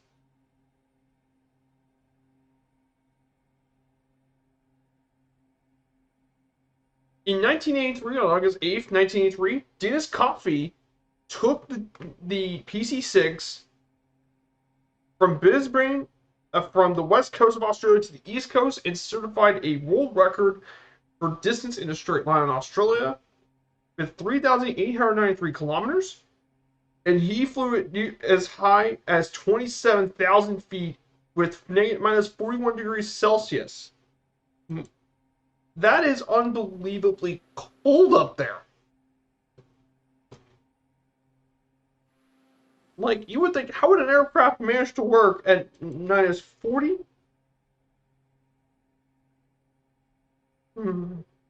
Which is insane. Splasher6 says, the interview with Ronaldo was interesting. He and Fabio go back a long way. Really? He and Fabio actually know each other? That is not what I was expecting. I was not expecting that at all. That's a really interesting tidbit I didn't know. Like I said, I'm still new to the whole flight sim thing.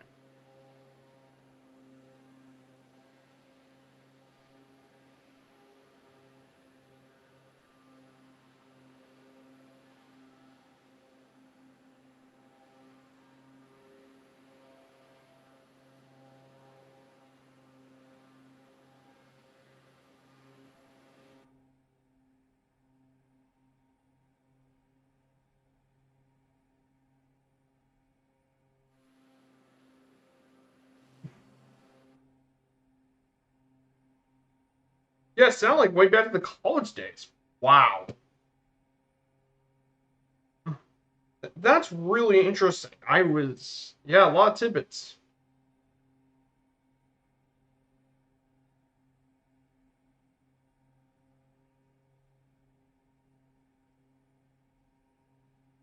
Forward two bombers and fighters flew at a minus 40 degrees Celsius. Really, that's really interesting because I know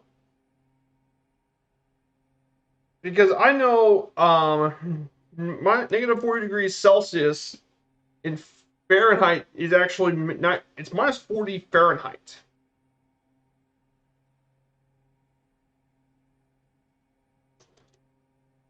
So it's negative 40 degrees Fahrenheit are the same. Yep. I'm trying. It's where the charts converge. Ah, got it. Yep. It's been a while since I've done the chemistry sort of thing with Celsius and Fahrenheit. It's been a while. So that's definitely a very interesting thing to point out. I appreciate it.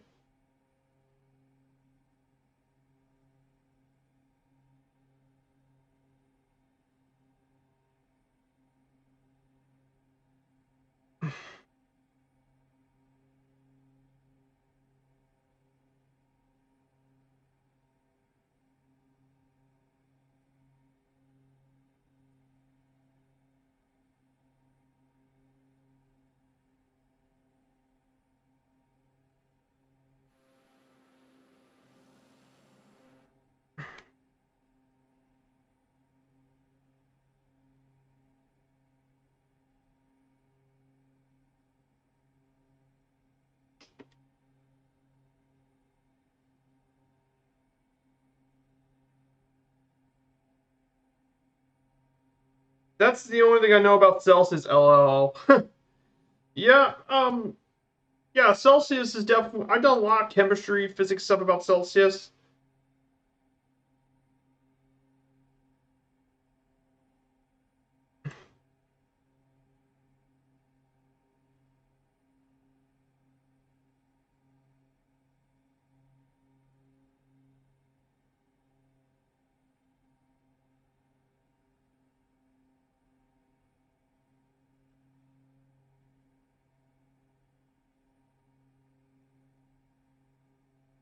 Yeah, it turns out it was true because if I did every other temperature, it would not converge.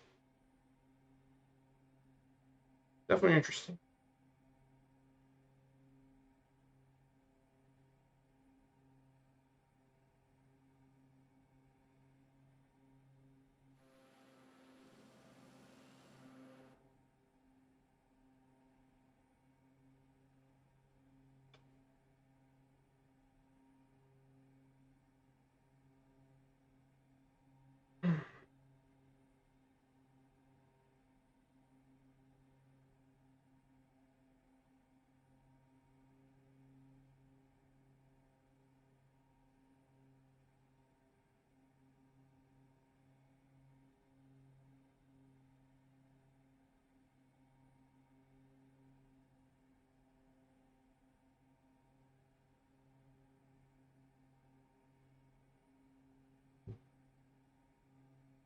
I had college level chem and physics. Did not care for chem, but loved physics. Yeah, I like both chemistry and physics. That's why I took a biology degree.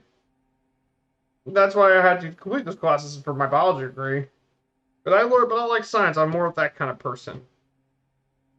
So definitely. So apparently I was reading the baseball news since the last time I streamed. So Major League Baseball just had a lockout. For the first time since 1994-95, baseball just locked out. Ugh. Please, I hope they get this fixed before the regular season. Please. The last thing we want is the season being shortened again because of a lockout.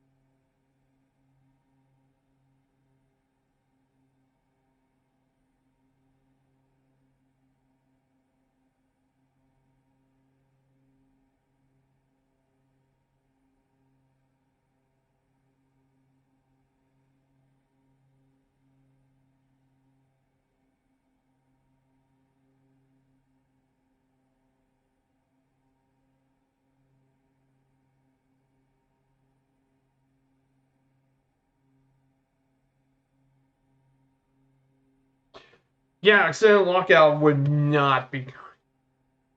Yeah, that would not be good. The players and owners have a conflict once again. No, that would suck. That's the last thing that was needed. And then in other news as well, so the college football playoff it just came out as well. And guess who's in the playoffs? Cincinnati, the Bearcats. Yes, a, a non-Power 5 conference team made it to the playoffs. And they're going to be battling Alabama. Yep, that's a mountain up ahead. Yep, this is Mount Atomello, which is located in Lombardy, Italy. It with an elevation of 11,611 feet, it's the second highest peak of the Atomello Alps. It's located on the province. It's located in the region of Lombardy in the province of Brescia. This mountain was first ascended all the way back in 1864 by a young Bohemian climber from the Kingdom of Bohemia, which is Czechia, Julius von Payer, along with a mountain guide from Val Rema, Girolamo Botteri.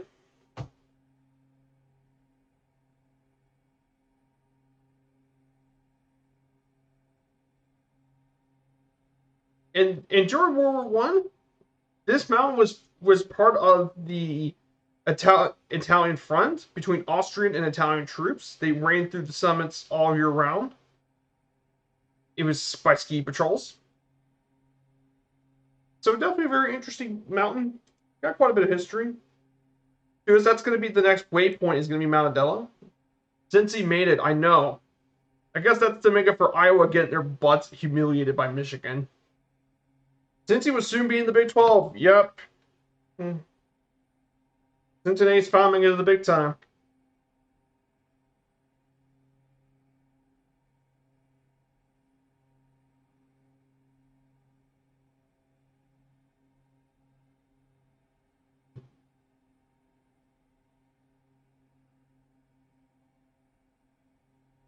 Yep. So Mount Atomello is going to be ahead of us very soon.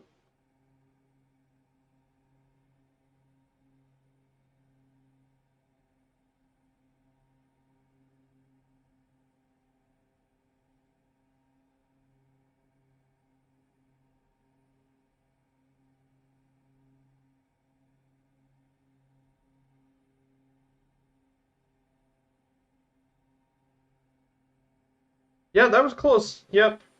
I still got it.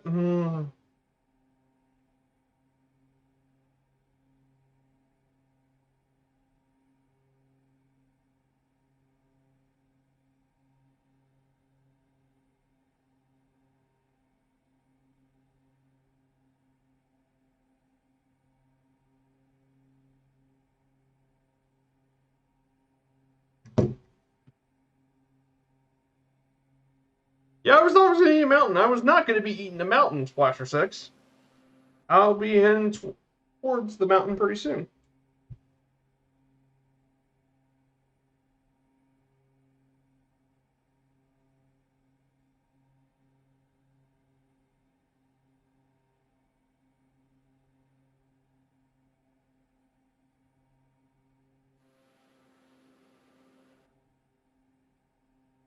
Dude, man, nerves of steel. Yep, it's not easy with mountain flying. Mountain flying is a really difficult thing. That's why I got that mountain flying book I got at home, which teaches me about bush flying in these mountains. Quite the tricky area to fly, and very, very tricky.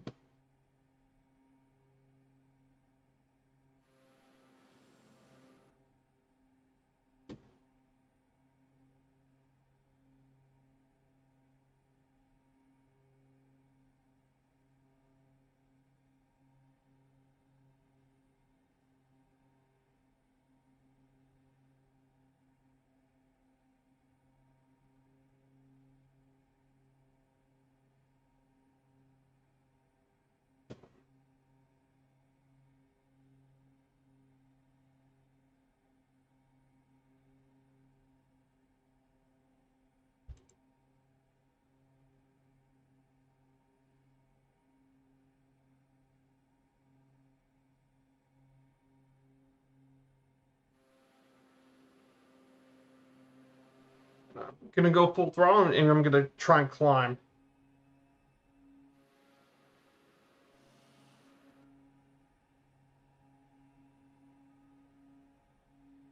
This looks like the valley from the first preview videos.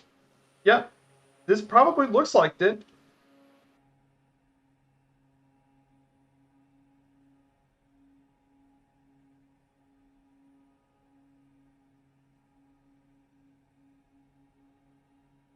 Okay, I'm looking at Fabio stream and those pictures look really really exciting.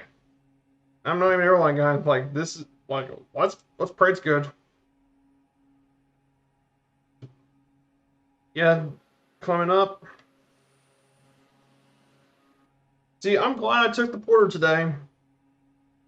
Just imagine if I was doing this in the X Cup, how difficult it might be.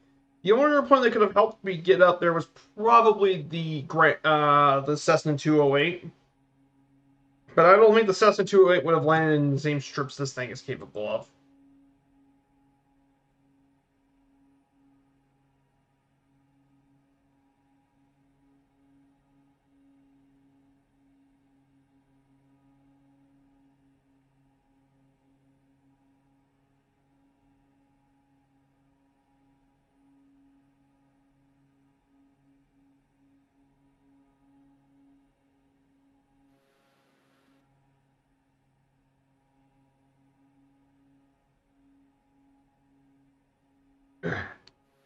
This thing just doesn't know when to stop climbing.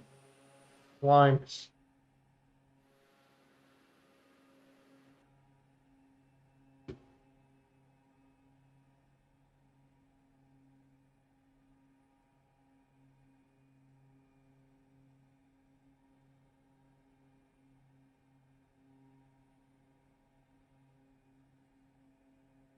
I wonder if I should. I have I have fabulous points, so maybe I could see if he can bring my stream, and then and with Murph streaming, I may carry over some of this to Murph stream. So I think that's what I'm planning on doing. Here's Mount Atomello. I'm gonna go ahead and try and land here. This would be potentially my first successful mountain landing of the stream. I tried to land at Matterhorn in this link stream, but I could never get to land there. I'm hoping that this would be the first successful landing. Come on.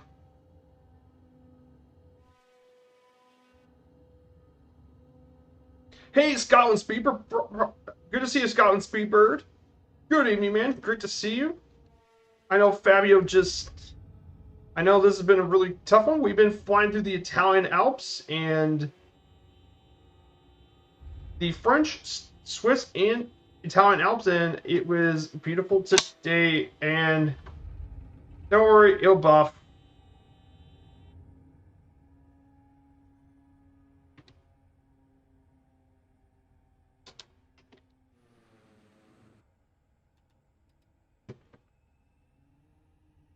So the next mountain we're going to be flying over is going to be Cima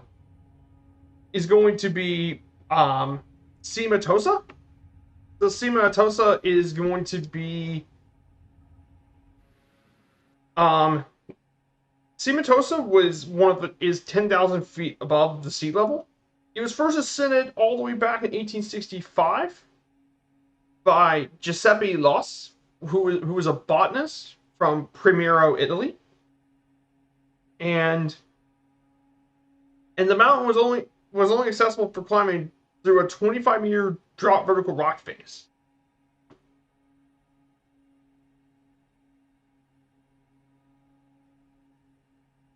And they had to climb up through a wet chimney to get up there.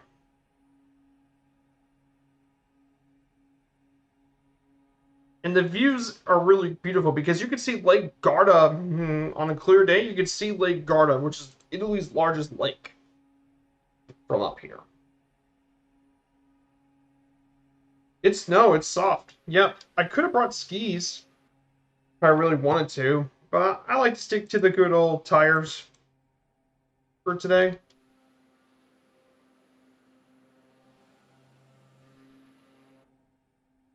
But yeah, it's beautiful out here today. The Alps are wonderful.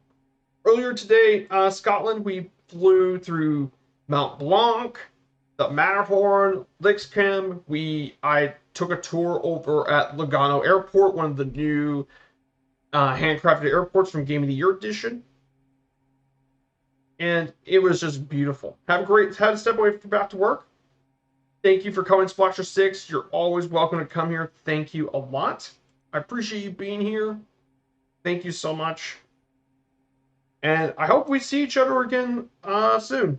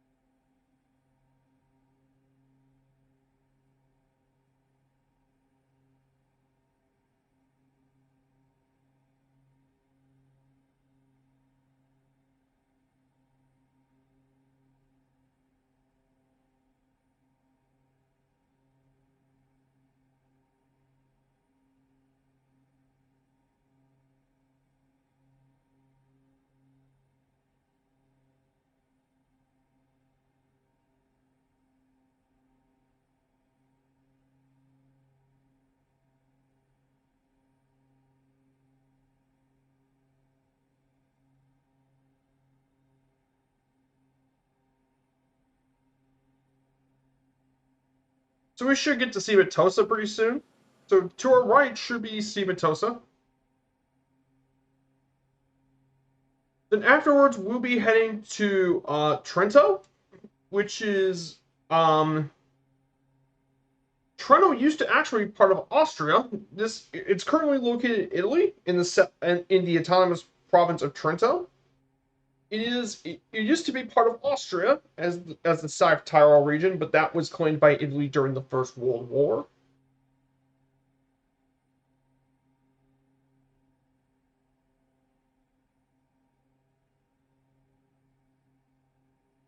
During the 16th city, the area was the location of the Council of Trent, and it was the city that was described as the embodiment of the Counter Reformation that happened during the 16th century. It's among the higher ranked cities for standard of life, high standards of living, quality of life, and job opportunities. And it's also one of Italy's richest cities, being with a GDP per capita of 31,200 euros, which is extremely wealthy. And in the last 20 years, Trento has been a major hub for many research centers in many different fields, giving the city the nickname the Silicon Valley of the Alps. Which means, yeah, Trento's got lots of history in itself.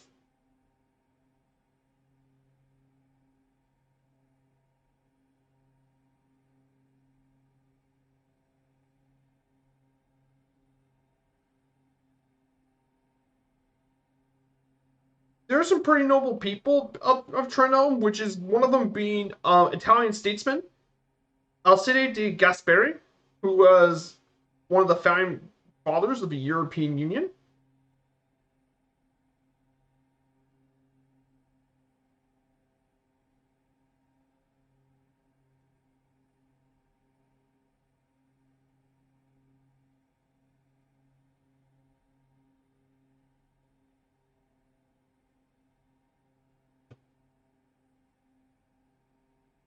So definitely some very interesting people from around Trento, Italy.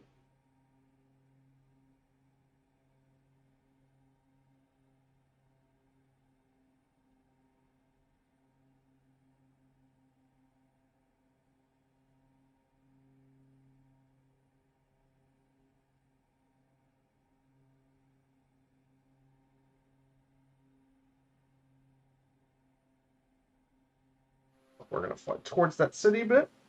So here we're gonna go through Cimitosa.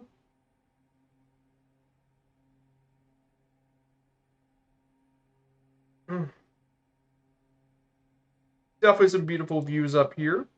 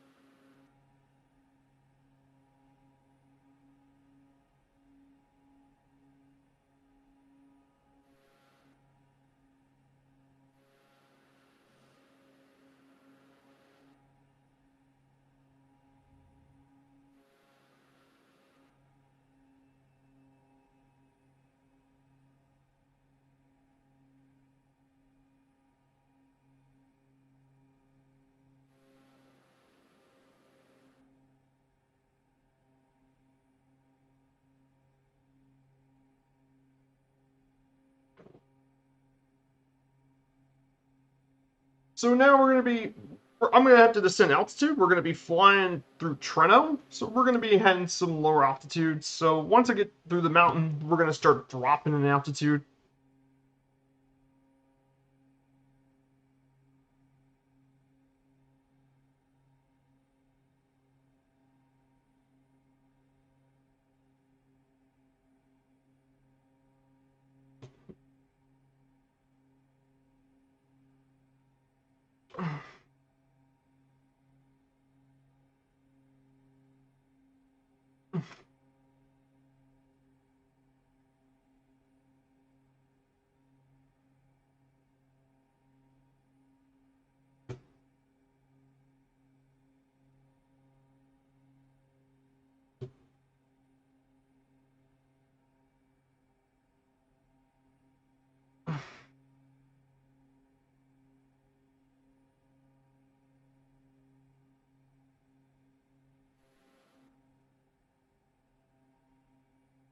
Just look at that view. It's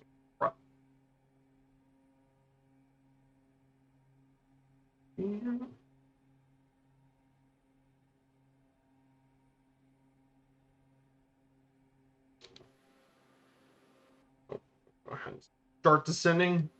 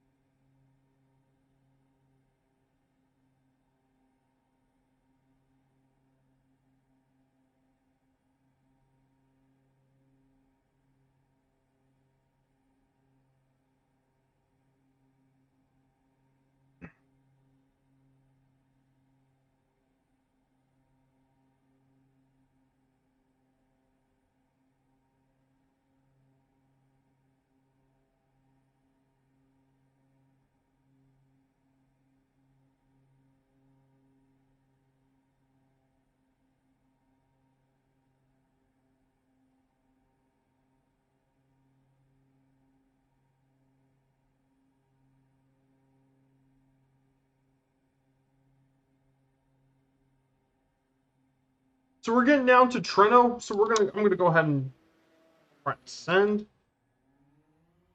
There's Trento down here.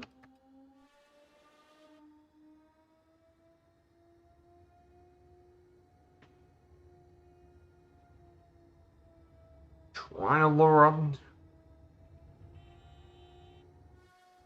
Trying to lower this altitude.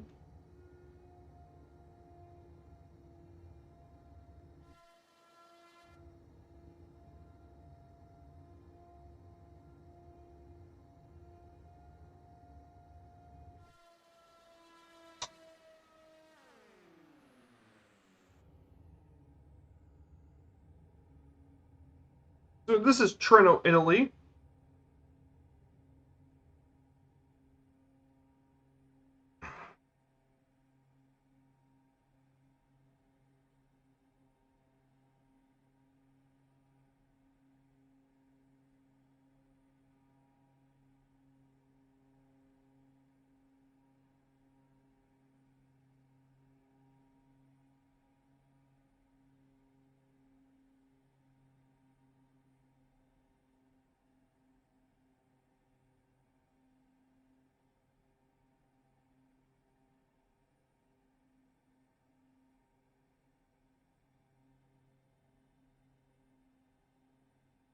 So here's Trento into the beautiful city.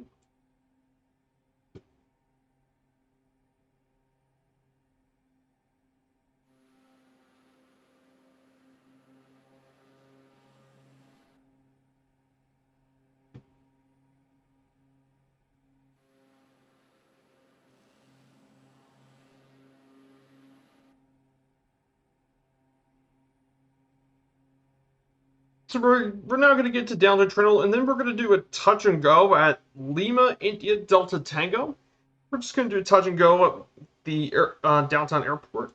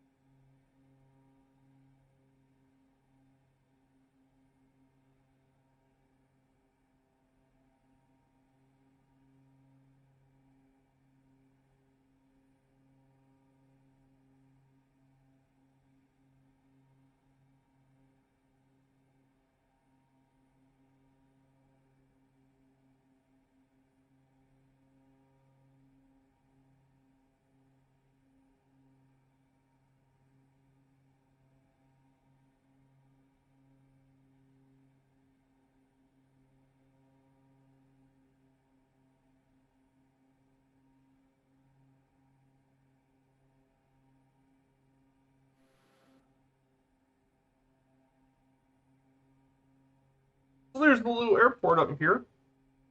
We're going to go ahead and practice a touch and go landing here.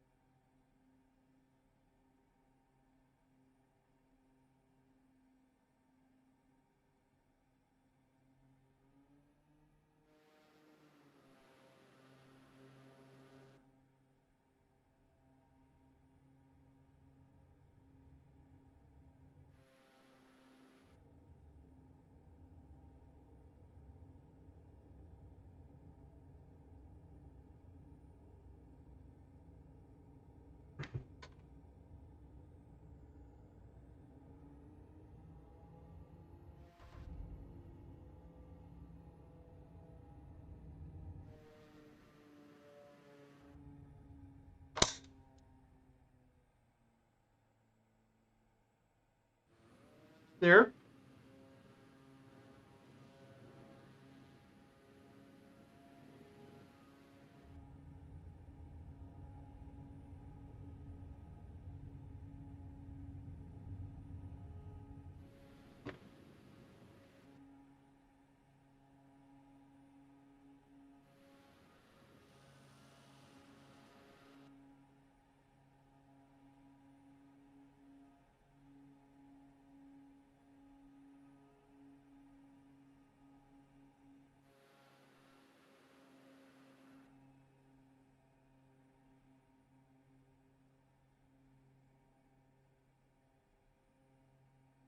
So we're now going to visit Mount Belladon.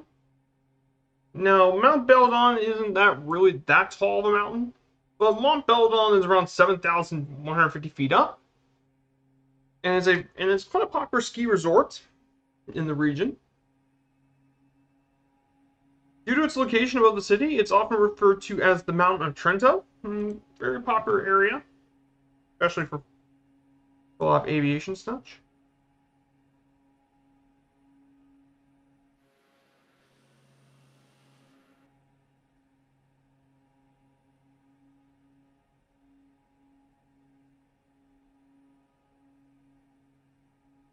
So let's get back climbing. And this is the beautiful thing about this porter.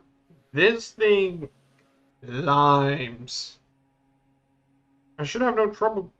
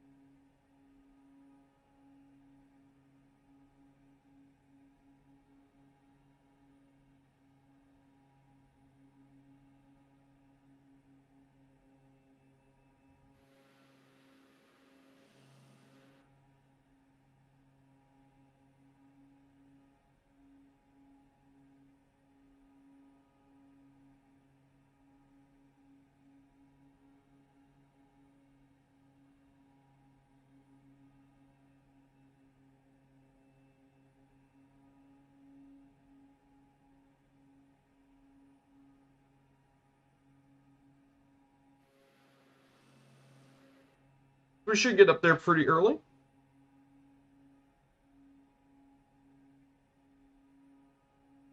Hmm.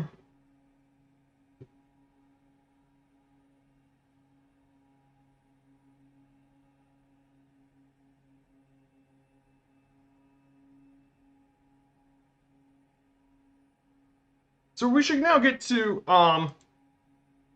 Malabon. We're just still gonna keep climbing.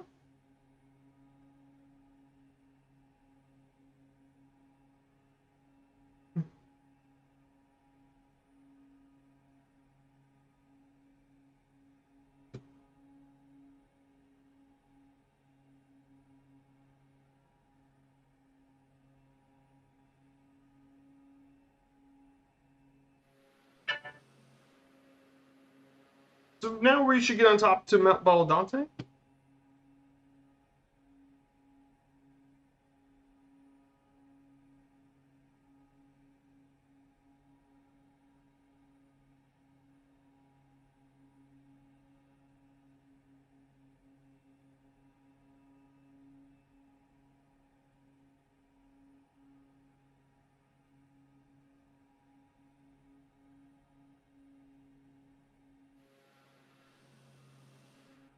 So we should get up there pretty early. We're almost at the top of the mountain.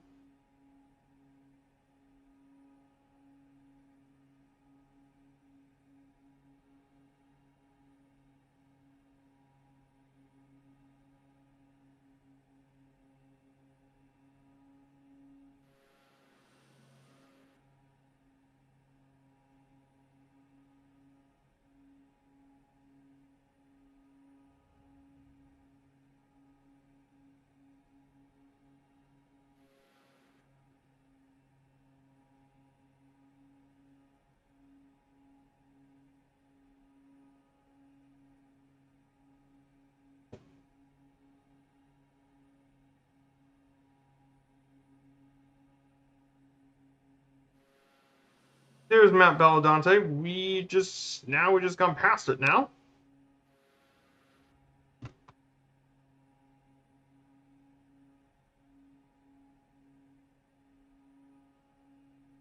So now we're going to the final destination here. We're now going to be flying through Lake Garda. Lake Garda is the largest lake in all of Italy. Very popular as a tourist destination. Now, this lake was formed by glaciers during the last ice age. And its lake and shoreline are divided between the provinces of Verona to the southeast, Brescia to the southwest, and Trento to the north. The lake Garda, which lake has been referred to since it's been referred to by the 8th century by the town of the same name, Garda Venetia. It evolved from the Germanic word "horda," meaning place of guard, as well. So it's divided into 3 major regions, which we all know of. Hey, Allison Johnson, good to see you, Allison. Hey, how did that Final Fantasy 14 stream went?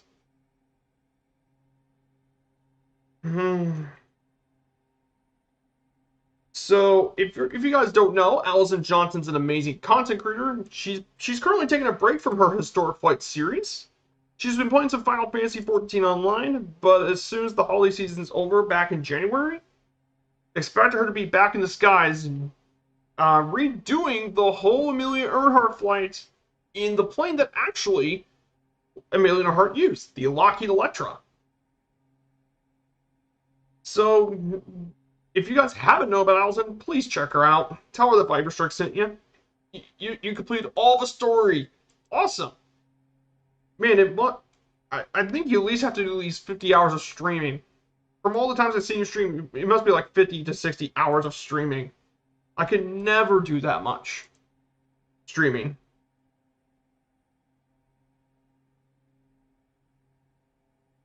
Well, the good news, Allison, is that on Sunday, I'm finally ready to take the historic flight. Gonna take the Junkers from Berlin to Beijing, which is I'm very excited to finally take the Junkers in the air. Finally, get that historic stuff. Excited. 18th December for my Christmas flights. Yep, I'm excited for that. 75 hours in 6 days. Yeesh. I don't stream that much. That's as much. In comparison to that, my baseball series, if I remember correctly, that took me around 62 hours to stream all my baseball stuff. And that was like 26 streams. That's pretty much insane. So, Allison, I'm currently right now in the Alps. If you want me to recap, I took off all the way back in Megève, all the way near Mount Blanc, flew up to Mount Blanc, then to Grandas Johannes. We flew through much of the Alps. We got to see the famous Matterhorn and Liscam. Then we went from here. We visited through all the different lakes here in Italy. We checked out Legato Airport, one of the new handcrafted airports from Asobo. Flew all there and then went to Samadon Airport where I did the Junkers journey, and then we now just flew across Italy now to the Italian Alps. So definitely some very beautiful flying, and it's a good thing I took this Porter PC6.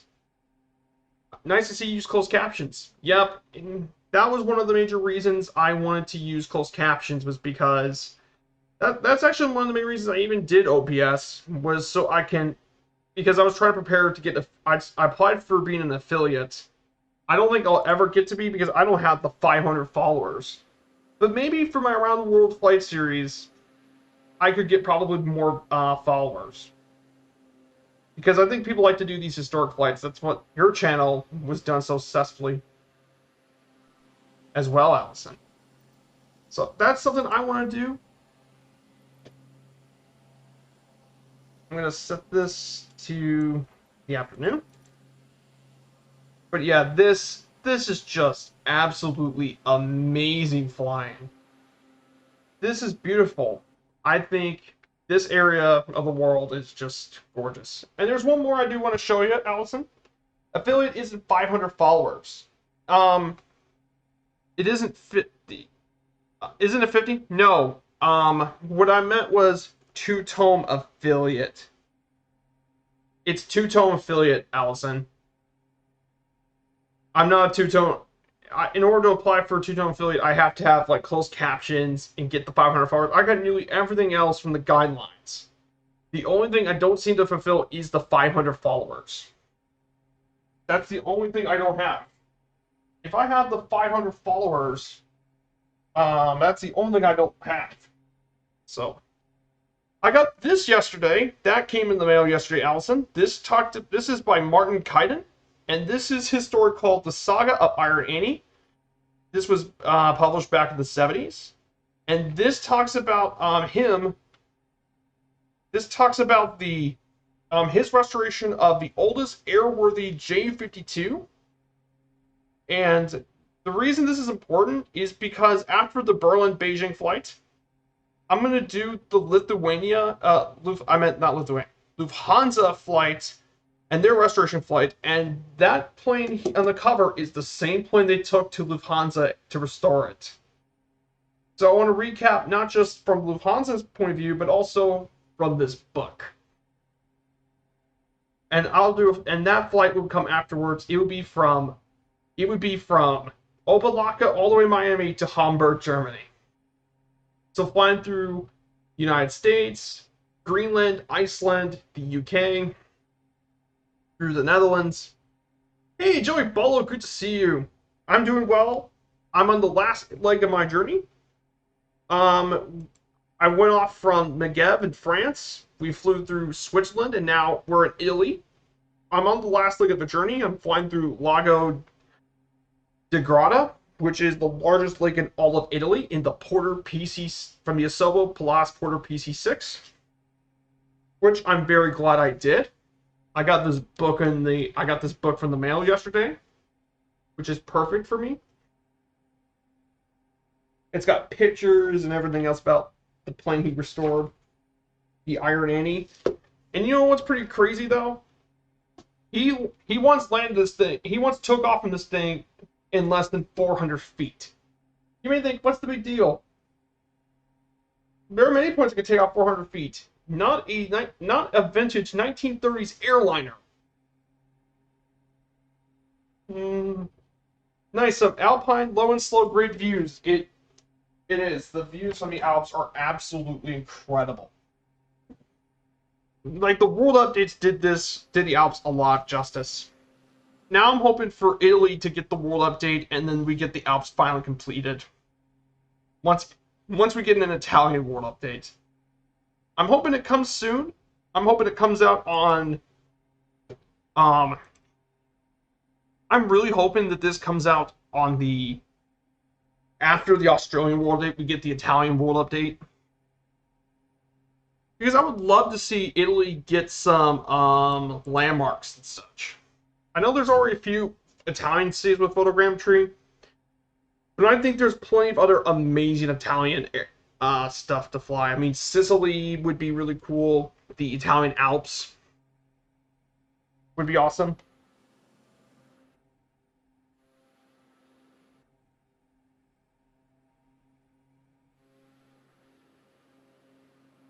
Yeah, I would like to see some Italian stuff. So this here, Joey Bello, this is Lago De Garda, largest lake in all of Italy. I mean, there is some absolute divine flying. And even with all the issues, I still really enjoy this porter. It's still lots of fun to fly. It's still relatively easy to fly. So I really, really enjoy it. So I'm very, very happy.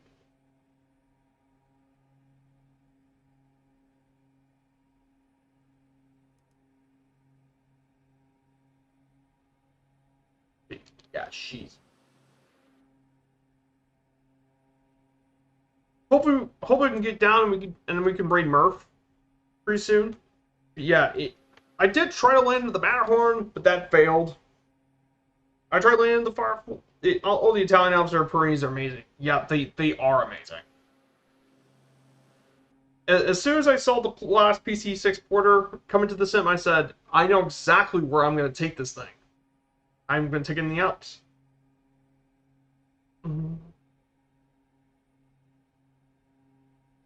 Oh yeah, and guys, I also want to give a shout out to Joey Bello, one of my earliest supporters for the channel. Really, really cool, really nice stand-up guy. So, I really, really want to say thank you for coming here and supporting the channel. I really appreciate you coming here, Joey. You're a legend on my book, so you're more than welcome.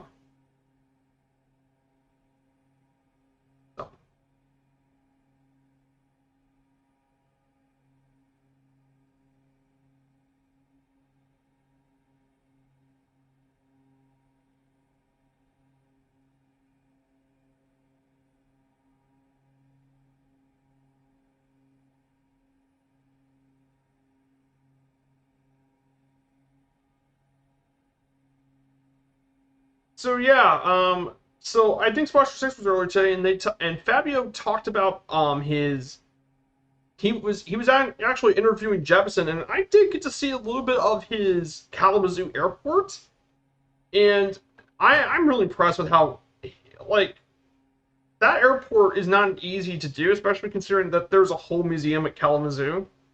I'm super stoked to see Jefferson work on that airport. It's going to be a really, really good airport. Hey, Safarix, good to see you. Good afternoon. Great to see you here. I'm on the final leg here of the Italian Alps. We're in Lago De Garda in northern Italy. Earlier today, we flew through Mount Blanc, the Matterhorn, Lickstrom. We flew to Lugano and Samadon Airport.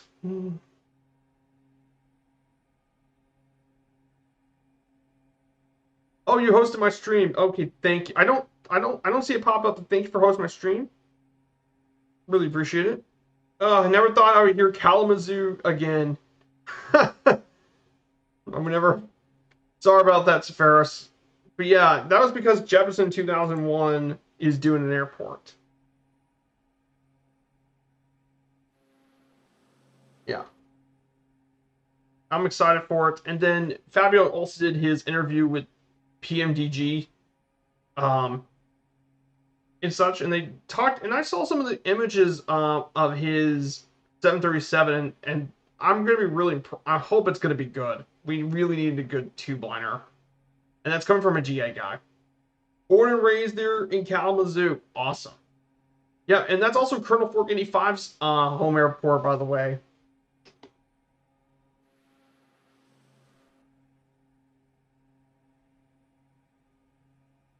Yep, I'm glad there are people coming here. I really appreciate it. So afterwards, we're gonna raid Murph's stream. We're gonna raid Two-Tone Murphy.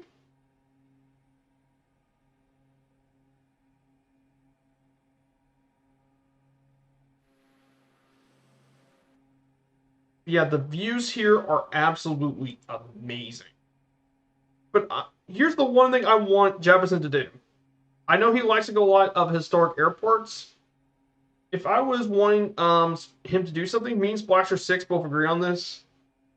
That Jefferson should work on Bowman Field in Louisville, because that airport is a very, very old and very historic airport. It was built, and the reason is he likes to do lots of places with history and such. I mean, Falcon Field was a very rich history airfield. Well, Bowman was extremely important during the Second World War, like Falcon Field, because Bowman was a major area during the Second World War. As Bowman had an entire bomber squadron trained, and it was also a lot of flight surgeons, nurses were all that there, and then Charles Limbaugh once landed the Spear of St. Louis in Bowman, in Louisville, and Allison Johnson. There's also another female aviator you probably know very well, and this is for you, Allison. The one of the famous American aviators, Roland Nichols, once landed in Louisville as part of a distance record in the Lockheed Electra, and she flew from Oakland to Louisville, and that took her nearly 2,000 miles, more specifically 1,977 miles, which is a distance record. And she's a very, very well-known aviator. In fact, she's the only pilot, she's the only female pilot to hold records for speed, altitude, and distance for a female pilot. Yep. Hey, Muse fan, good to see you. Yeah. This is the final leg. I took the Palace PC6. We flew over earlier in the legs. We flew over the Matterhorn, Mount Blanc, Legstrom. We flew over the Italian Alps. And we just passed Lago De Garda, the largest lake in all of Italy, in the Palace PC6 Porter. And I mean, some of the views were absolutely insane. So yeah, beautiful stream. Once we land, we're gonna raid Two-Tone Murphy. I think it's been a while since I raided Murph. Usually I don't make my flights last super long. Allison Johnson says, yep. She's a very famous pilot. Maybe that could be one of your Christmas flights, Allison. Fly all the way from Oakland to Louisville. Yep.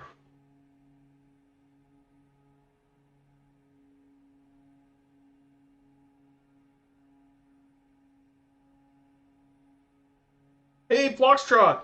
Just in time for the raid. Hey, Flox, good to see you. Hello, chat. Flox, good to see you. So, Flox is a good friend. I know you. I know yesterday you've been trying to work out some of your issues on stream. I'm hoping that worked. Well, so guys, if you don't know, Foxtrot's a great friend of the channel. I've been on his stream multiple times. Very nice, very friendly guy, and very supportive. So I really do appreciate you coming by, Flox. I'm doing Lady Mary Heaves 79 lanes and a day flight on the 18th. Ooh, that's interesting.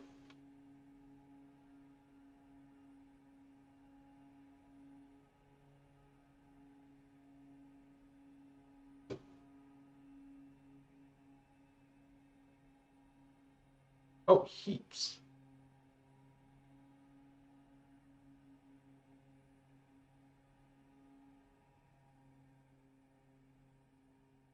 Hmm. Well, once I get landing, before I get landing, I'm gonna go ahead and once I get down, I'm gonna show you what I'm planning on doing for Sunday's trip because it's gonna be a really epic flight. Some of the streamers have had issues with the lag and delay. Yeah, I'm not having any delays right now, Foxtrot, but I know yesterday, I think 2 days ago, Splasher 6 has had issues with it. He says it might be due to throttling, so that might be a problem. So here's our airport. We're gonna get ready to get down.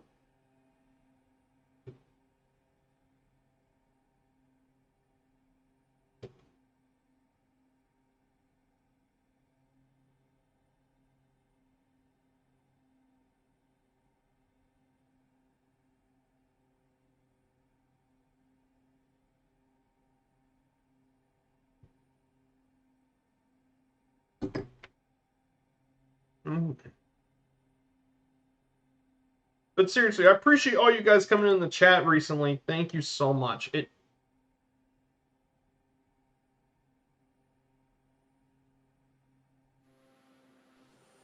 Yeah, what a beautiful flight.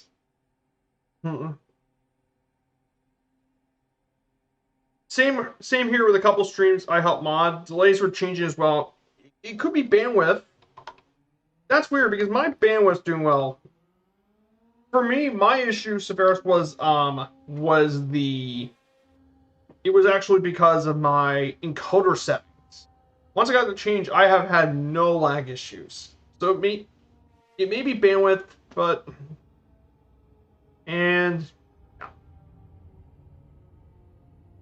Butter it is.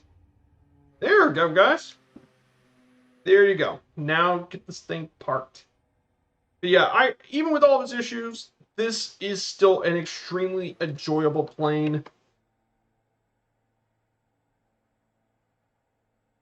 Let me go ahead. Let me go ahead and show you guys what I'm planning on doing. Now this flight plan of mine. So everyone's here. Welcome to Italy, everyone. Beautiful flight. Now I'm going to show you guys something what I'm planning on. This is going to be the start of next week's journey. What'd you say? I said encoder. It's the encoder. The encoder is what I did to fix my lag because it was my files and and I did settings. I go to my output video and it should say streaming and an encoder.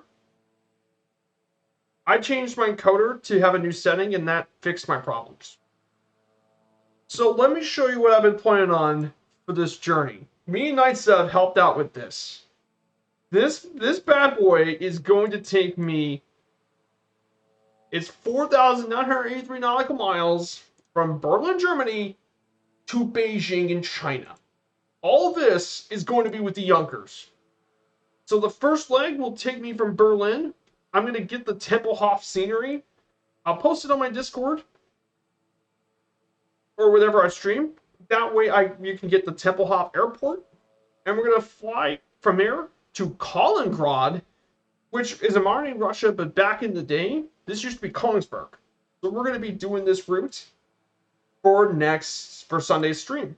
So, and it will be one of a many part of journey to get through Germany, Poland, Lithuania, Latvia, Belarus, Russia, Kazakhstan,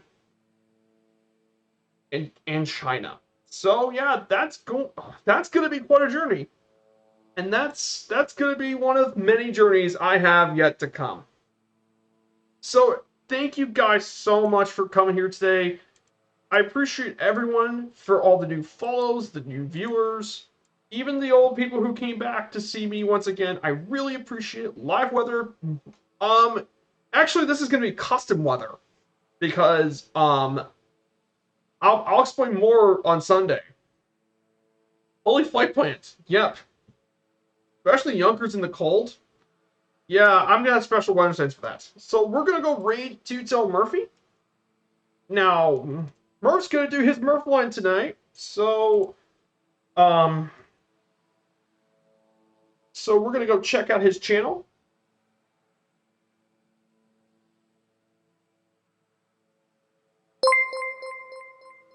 Yo, whoa! Qsar Core just rated my now follow. Thank you, Kzar Core. Thank you guys so much. I really appreciate everyone who's come here. Thank you so much, and let's hope we all have a good day, shall we? Thank you, everyone, and have a great rest of the stream.